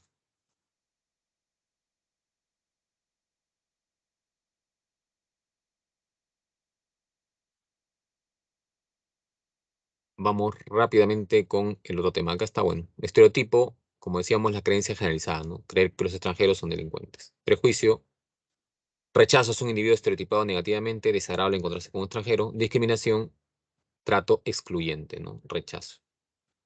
Claro, ahí hay un ejemplo, ¿no? Hay muchas personas, hay muchos peruanos, así como en otros países a nosotros nos pueden discriminar o estereotipar. También los peruanos tienen prejuicios y también estereotipos, ¿no? Por ejemplo, hacia las personas venezolanas. ¿No? Si tú crees que porque alguien es venezolano necesariamente ya es delincuente, lo que estarías teniendo es un prejuicio, ¿no? ¿Por qué? Porque en tu mente estará todos los venezolanos son delincuentes. Eso es un estereotipo negativo.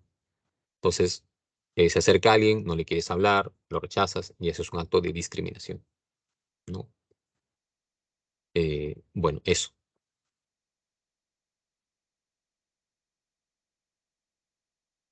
Bien, vamos ahora a lo que viene a ser el siguiente punto, que es búsqueda de identidad y autoestima. La diferencia entre estereotipo y prejuicio, Tamara, es que el estereotipo es algo general. Cuando te dicen todos, ¿no? Todos los peruanos son, ¿no? Todas las mujeres son, todos los hombres son. Entonces, ese es un estereotipo. Cuando eso está en tu mente, supongamos que tú digas, ¿no? Todos los hombres son infieles y eso está en tu mente. Es un estereotipo porque tú no has estado con todos los hombres para decir eso, ¿no? Pero es un estereotipo que te ha formado. Negativo. Entonces, ¿qué pasa si tú conoces un muchacho solamente lo juzgas por el hecho de ser hombre. Ah, seguramente va a ser infiel. Eso ya es un prejuicio. Juzgas a alguien sin conocerlo, solamente con esa categorización que tienes en tu mente. Ahí estaría la diferencia. Bien, vamos con el siguiente punto, ¿no? Eh, si tú estás comprendido, a ver, colócame tu edad en el chat rapidito, por favor, tu edad, tu edad, tu edad. ¿Cuántos años tienes?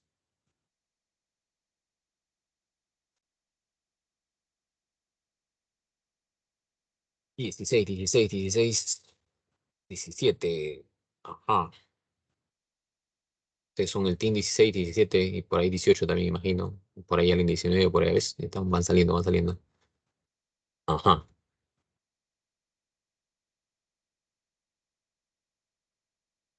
Muy bien. Ya. Si tú estás comprendido, 11 a 19 años de edad, según la Organización Mundial de Salud, aún se te puede llamar adolescente.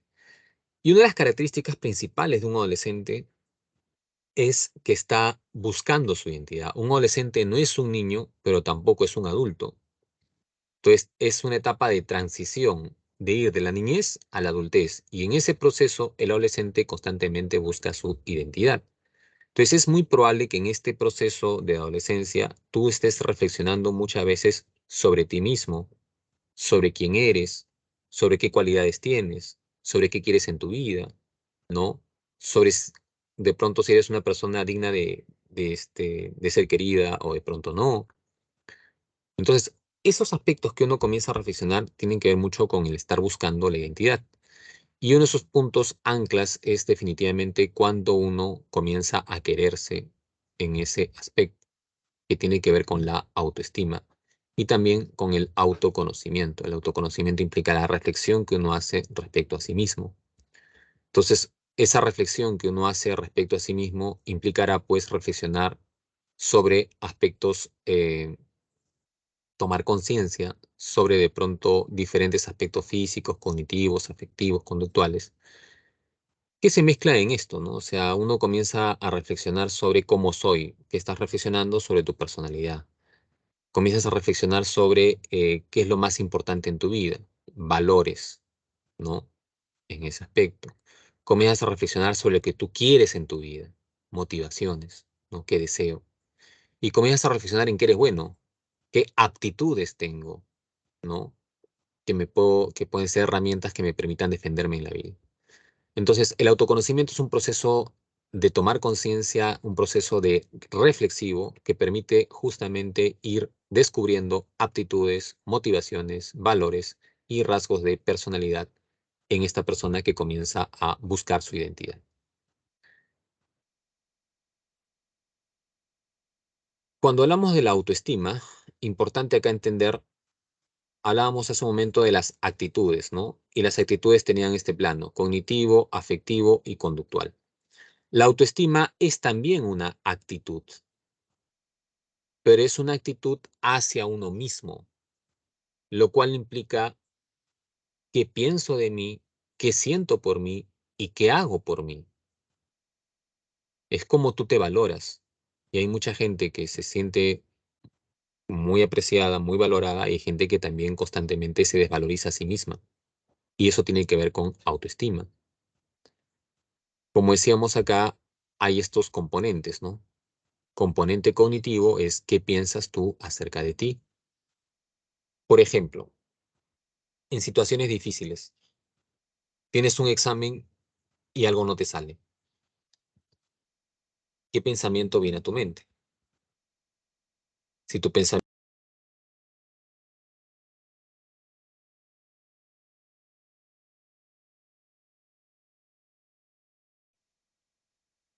¿qué sientes por ti? Componente afectivo. Si tú sientes agrado, cariño por ti mismo, entonces es una autoestima, pues, posiblemente sana, ¿no? Eh, una autoestima alta. Pero si tú sientes desprecio por ti mismo, no te aceptas o no te perdonas algo, ¿no? Hay chicos que a veces no ingresaron una vez y es como que se sienten muy culpables y su autoestima pues, se va al piso, ¿no? Porque mezclan rendimiento con esfuerzo y no es lo mismo. Hay chicos que de pronto creen que porque no rindieron bien son lo peor. Y no es así, nadie es peor por no rendir bien ni mejor por rendir más. O sea, tiene que ver con concepciones, ¿no? ¿Tú crees que el sacar un primer puesto te hace mejor persona que cualquiera del mundo? Es un error cognitivo, ¿no? Hay gente que puede ser primer puesto, que tiene títulos, doctorados y es una basura de persona, ¿no? Como hay gente que nunca pisó universidad y también puede ser una valiosa persona. Entonces, muchas veces depende de la concepción que uno tenga, ¿no? Pero el aspecto afectivo tiene que ver con cómo te sientes contigo.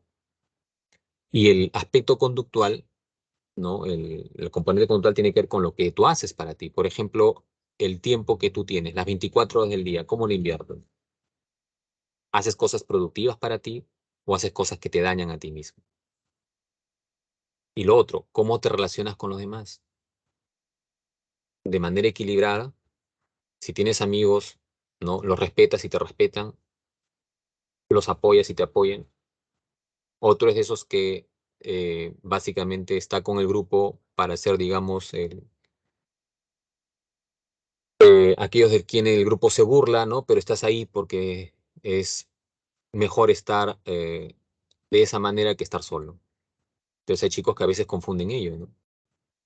Y terminan supeditados a lo que el grupo quiere y hacen cosas en contra de sí mismos. Lo mismo en una relación de pareja, hay chicos que cuando se enamoran terminan haciendo todo lo que la pareja quiere y dejan aspectos importantes para sí mismos. Entonces eso tiene que ver con autoestima, con la forma como te relacionas con los demás en ese aspecto, ¿no? Entonces todo esto son expresiones de la autoestima. ¿Cómo se forma esa autoestima? Bueno, antes de eso, acá hay indicadores de autoestima baja, una persona que tenga muy baja autoconfianza, no confía en sí mismo, se centra más en sus defectos, eh, tiene bajo nivel para expresar lo que siente y es muy sensible a las críticas, ¿no? De pronto se siente mal cuando la critican. Y la autoestima tiene que ver con una persona que reconoce sus fortalezas, sus debilidades, ¿no? Se autorrespeta, así como también respeta a los demás, valora sus logros, ¿no? Y también los de otros. Y es muy persistente en lo que quiere, ¿no? Pero también es importante entender acá esto de la falsa autoestima. La falsa autoestima tiene que ver con una apariencia de tener buena autoestima, pero que en el fondo es un disfraz. O sea, hay chicos que a veces se les infla el ego y se creen superiores a todo el mundo. Chicos y no solamente chicos, ¿no? O sea, personas mayores, en fin, ¿no? A algunos se les infla el ego porque de pronto tuvieron algún mérito, otros de pronto por algún aspecto físico, ¿no? Se creen lo máximo, otros porque van al gimnasio y tienen músculos, ¿no? Se creen lo máximo, ¿no? Y van por la calle, ¿no? Como mostrándose, ¿no? Eso es lo máximo porque tengo músculos, ¿no? En fin. Y bueno, pues, ¿no? Y menosprecian a los demás, ¿no? Y nadie les puede decir nada, ¿no? Como este caso de este muchacho que te contaba, ¿no? Medio desubicado. O de pronto, pues, el aspecto de chicos que a veces no tienen van a una universidad, logran un título o están en proceso y su hermano, que quizás no ha llegado a la universidad, ¿no? En un momento de discusión le dicen, ¿y tú? ¿Tú qué me dices? ¿Acaso tú has pisado una universidad? Entonces, menosprecia, ¿no? De manera soberbia a los demás, ¿no? Pero son personas que tienen una falsa autoestima, ¿no? En el fondo hay puede tener méritos, pero eso, vuelvo a repetir, no significa que tenga una autoestima sólida, necesariamente. Bien, en ese aspecto. Entonces es un disfraz, por así decirlo.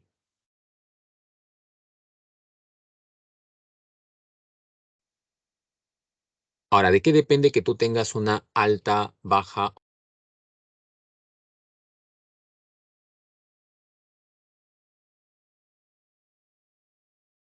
De hecho, que tú te quieras depende mucho de los primeros modelos que tuviste. Si tus padres te hicieron sentir querido o querida, ¿no? Entonces posiblemente también tú tengas una concepción de quererse a sí mismo, ¿no? Pero si de pronto te maltrataron y de pronto te hicieron sentir desvalorizado o desvalorizado, posiblemente no tengas muy claro eso. Pero no solamente los padres, ¿no? Sería muy injusto echar toda la culpa a los padres, ¿no? También en tu vida influyen otros significativos. Un otro significativo pueden ser las amistades, pueden ser las parejas, pueden ser los compañeros, ¿no? ¿Qué pasa si a un chico en el colegio le hacen bullying? ¿Tú crees que es bonito para ese chico? Hay muchos maltratadores ahí, ¿no? De esos que se burlan, ¿no? En fin, eh, pero para este chico que sufre el bullying no es nada bonito, ¿no? Le genera traumas y fuertes y daña la autoestima, ¿no? Entonces es otra persona significativa que dañó mi autoestima. O una pareja, ¿no? De pronto confiaste mucho en una relación, ¿no? En fin, y de pronto esta pareja te decepcionó, te engañó. Golpe directo a la autoestima también. Era una persona significativa. Ahora, si nos quedamos con esto, significaría pues que la autoestima depende solamente de algo externo, pero felizmente también hay un plano interno que tiene que ver con la autoobservación, que tiene que ver con cómo una persona comienza a reflexionar sobre esos mensajes que me dijo mi papá o mi mamá, ¿no? Que tuvo quizás una intención, pero no necesariamente son los mejores mensajes, siempre. Muchas veces sí, no siempre, ¿no? Entonces, uno tiene que comenzar también a reflexionar y esto forma parte del proceso de autoobservación en ese sentido. Bien, es en ese proceso que si queremos mejorar la autoestima implica pues un desarrollo, ¿no? Partir del autoconocimiento, de la autorreflexión, para comenzar a formar ideas respecto a uno mismo, esas ideas que uno tiene, ¿no? Es decir, yo soy inteligente, yo me creo capaz, es un autoconcepto y es una idea respecto a sí mismo. De esos conceptos que uno tiene respecto a sí mismo, uno puede evaluar qué me favorece, qué me perjudica, pero tiene también que aceptarse a sí mismo. Aceptar implica, por ejemplo, si tengo un defecto, aceptarlo es importante, porque a partir de ahí podré trabajarlo. Si tengo una debilidad, de pronto, no sé, soy muy relajado, bueno, tengo que aceptar eso, porque si no me doy cuenta de eso, entonces no podré trabajarlo. Aceptar no significa resignar, significa darme cuenta en qué se está truncando mi desarrollo personal, qué aspectos míos no me están ayudando y qué aspectos sí. Y ya el autorrespeto implica ser congruente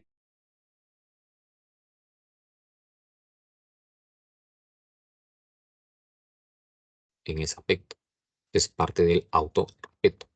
Por ejemplo, si una chica se quiere, se valora, a la primera que la pareja intente golpearla, pondrá una barrera y dirá, hasta acá nomás, sigue tu camino, chao. ¿Por qué? Porque se quiere, porque se valora. Pero si no se quiere, no se valora, no, seguirá ahí, y el chico vendrá con una rosita y la convencerá y nuevamente, y pasarán 2 semanas y otra vez la golpea y estará ahí en ese círculo vicioso. ¿No? ¿Por qué? Porque no se quiere, pues, ¿no? Entonces, tiene que ver con ello. Cuando se habla de la imagen corporal, acá lo que es importante entender es la diferenciación, ¿no? Entre la representación y la otra forma que es la percepción íntima ya de uno. Me explico. La imagen corporal es la representación que uno se forma de su propio cuerpo, ¿sí? Eh, esa representación, por ejemplo, esta chica puede que de pronto está en su peso, ¿no? Pero ella puede que al mirarse al espejo se vea delgada. Entonces, no necesariamente coincide con la apariencia física. Lo ideal es que sí, pero muchas personas distorsionan esa imagen corporal. Si una chica, por ejemplo, está en su peso, pero se ve extremadamente delgada, y entonces, perdón, se ve extremadamente obesa, ¿no? Error ahí. Se ve extremadamente obesa, está en su peso, pero se ve extremadamente obesa, o sea, con sobrepeso. Puede comenzar a hacer conductas que le hagan daño. Por ejemplo, hacer ejercicios desmedidos. Una cosa es que alguien haga ejercicios media hora al día, lo cual es saludable. Otra cosa es pues, que haga ejercicios 4 horas diarias, ¿no? Y no sea deportista. Si fuera deportista es otra cosa, pero si no es deportista, no tiene mucho sentido, ¿no? Entonces hay gente que tiene esa tendencia, ¿no? Pero ¿qué es lo peor? Que de pronto se sigue viendo el espejo y se sigue viendo con sobrepeso, ¿no? Pues se comienza a hacer daño. Y lo que puede pasar es que llega a un caso pues de anorexia o de bulimia, ¿no? Son distorsiones en la imagen corporal. Otros casos son los de vigorexia, ¿no? Que son personas que suelen ir a los gimnasios, ya tienen masa muscular, pero quieren más, entonces comienzan a consumir esteroides, ¿no? A inyectarse, ¿no? Y se vuelven un círculo vicioso porque cada vez se aferra más a ello. Entonces son distorsiones que se van dando en la imagen corporal y que están asociadas también a una inadecuada autoestima. Finalmente, así como es importante que tú te quieras y te valores, también es importante el hecho de cómo poder entender a los demás. Les voy a pedir un favor, 4 minutos nada más, ¿ya? Para cerrar la clase. Cuando hablamos de la comprensión a los demás, hablamos de competencias sociales como la asertividad, la escucha activa y la empatía. La empatía es la capacidad de comprender cómo se siente el otro. No es sentir lo mismo que el otro, porque tú no puedes sentir lo mismo que el otro, pero sí puedes entender cómo se siente, ¿no? Si este chico, por ejemplo, recibe una noticia, supongamos que su papá o su mamá se ha accidentado, ¿no? Y acá quizás la tía, la prima, ¿no? O una amiga con su mamá, ¿no? Saben de la noticia, no van a sentir lo mismo, pero sí se pueden conmover ante ese dolor. Eso es empatía, ¿no?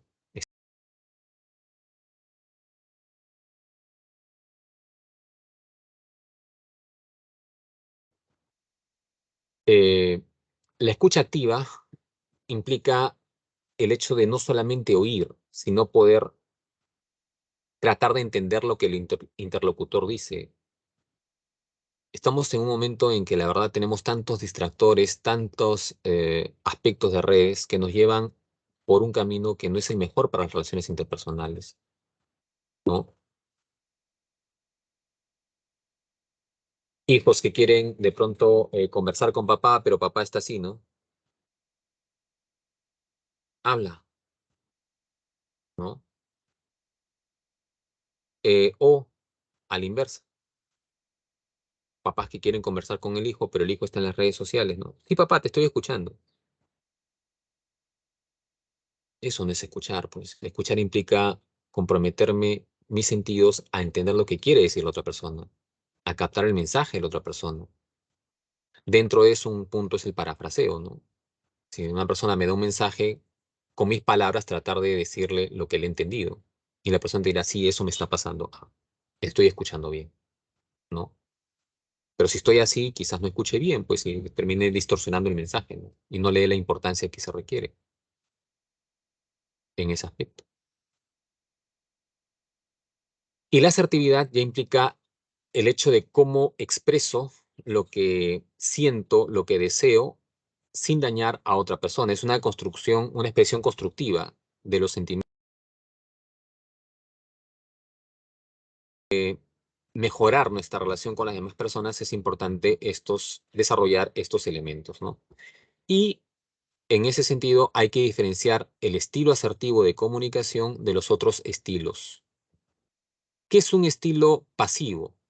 Es cuando una persona quiere expresar algo, pero no lo dice, se queda callado, se queda callado, ¿no? Entonces, el estilo agresivo más bien implicaría cuando la persona eh, le incomoda algo y lo expresa sin filtro, ¿no? Le dice su vida a la otra persona, estilo agresivo.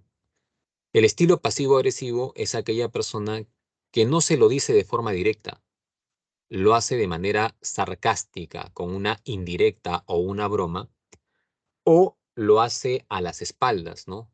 O sea, no lo hace de forma directa, le siembra una mala fama a la otra persona, por así decirlo. Y el estilo asertivo es un estilo, pues, en donde la persona sí es capaz de expresar lo que piensa, lo que siente sin dañar a una persona. Por ejemplo, ¿alguna vez has estado en una conversación con alguien y has querido cerrar la conversación?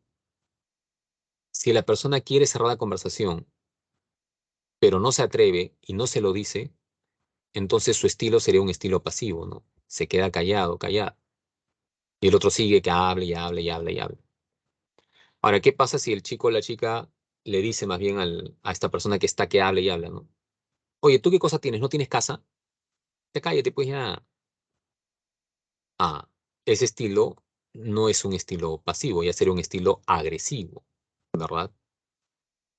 Y es un estilo pasivo-agresivo, cuando la persona de pronto eh, no le dice directamente lo que siente o lo que piensa, sino, por ejemplo, ese día aguantó toda la conversación, al día siguiente llega a un aula y le dice a sus amigas, nunca se vayan con él al paradero, no sabe todo el tiempo que les hace perder. No se lo dice directamente, pero ya le hizo mala fama. Es un estilo pasivo-agresivo. Un estilo asertivo sería una persona que sea capaz de decirle, ¿no? Oye, gracias por acompañarme, ¿no? Pero estoy con prisa, ¿no? Ya me tengo que ir. Ya en otra oportunidad conversamos. No le estás ofendiendo, pero le expresas lo que deseas. Sería un estilo asertivo.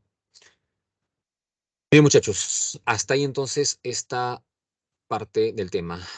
Estas son las claves y ahí cerramos la clase del día de hoy.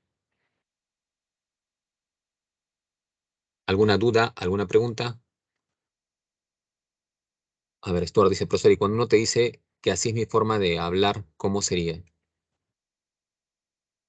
Ah, no, es que el hecho que tú seas asertivo no necesariamente significa que lo que tú desees o expreses en asertividad se va a hacer, ¿no? Pero tendrás que tomar una decisión. O sea, el hecho que tú seas asertivo y le digas a alguien, oye, por favor no hagas esto, la otra persona puede seguir haciéndolo, ¿no? Y te va a decir, no, es mi forma de ser. Ya tienes que hacer valer tus derechos de otra manera, pues, ¿no? En ese sentido. Dependiendo cuál sea el caso, porque tu pregunta es muy general, ¿no?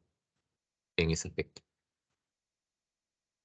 Eh, bueno, hasta allí entonces. Bien, muchachos, nos vemos. Cuídense mucho. Hasta la próxima clase. Chau, chau.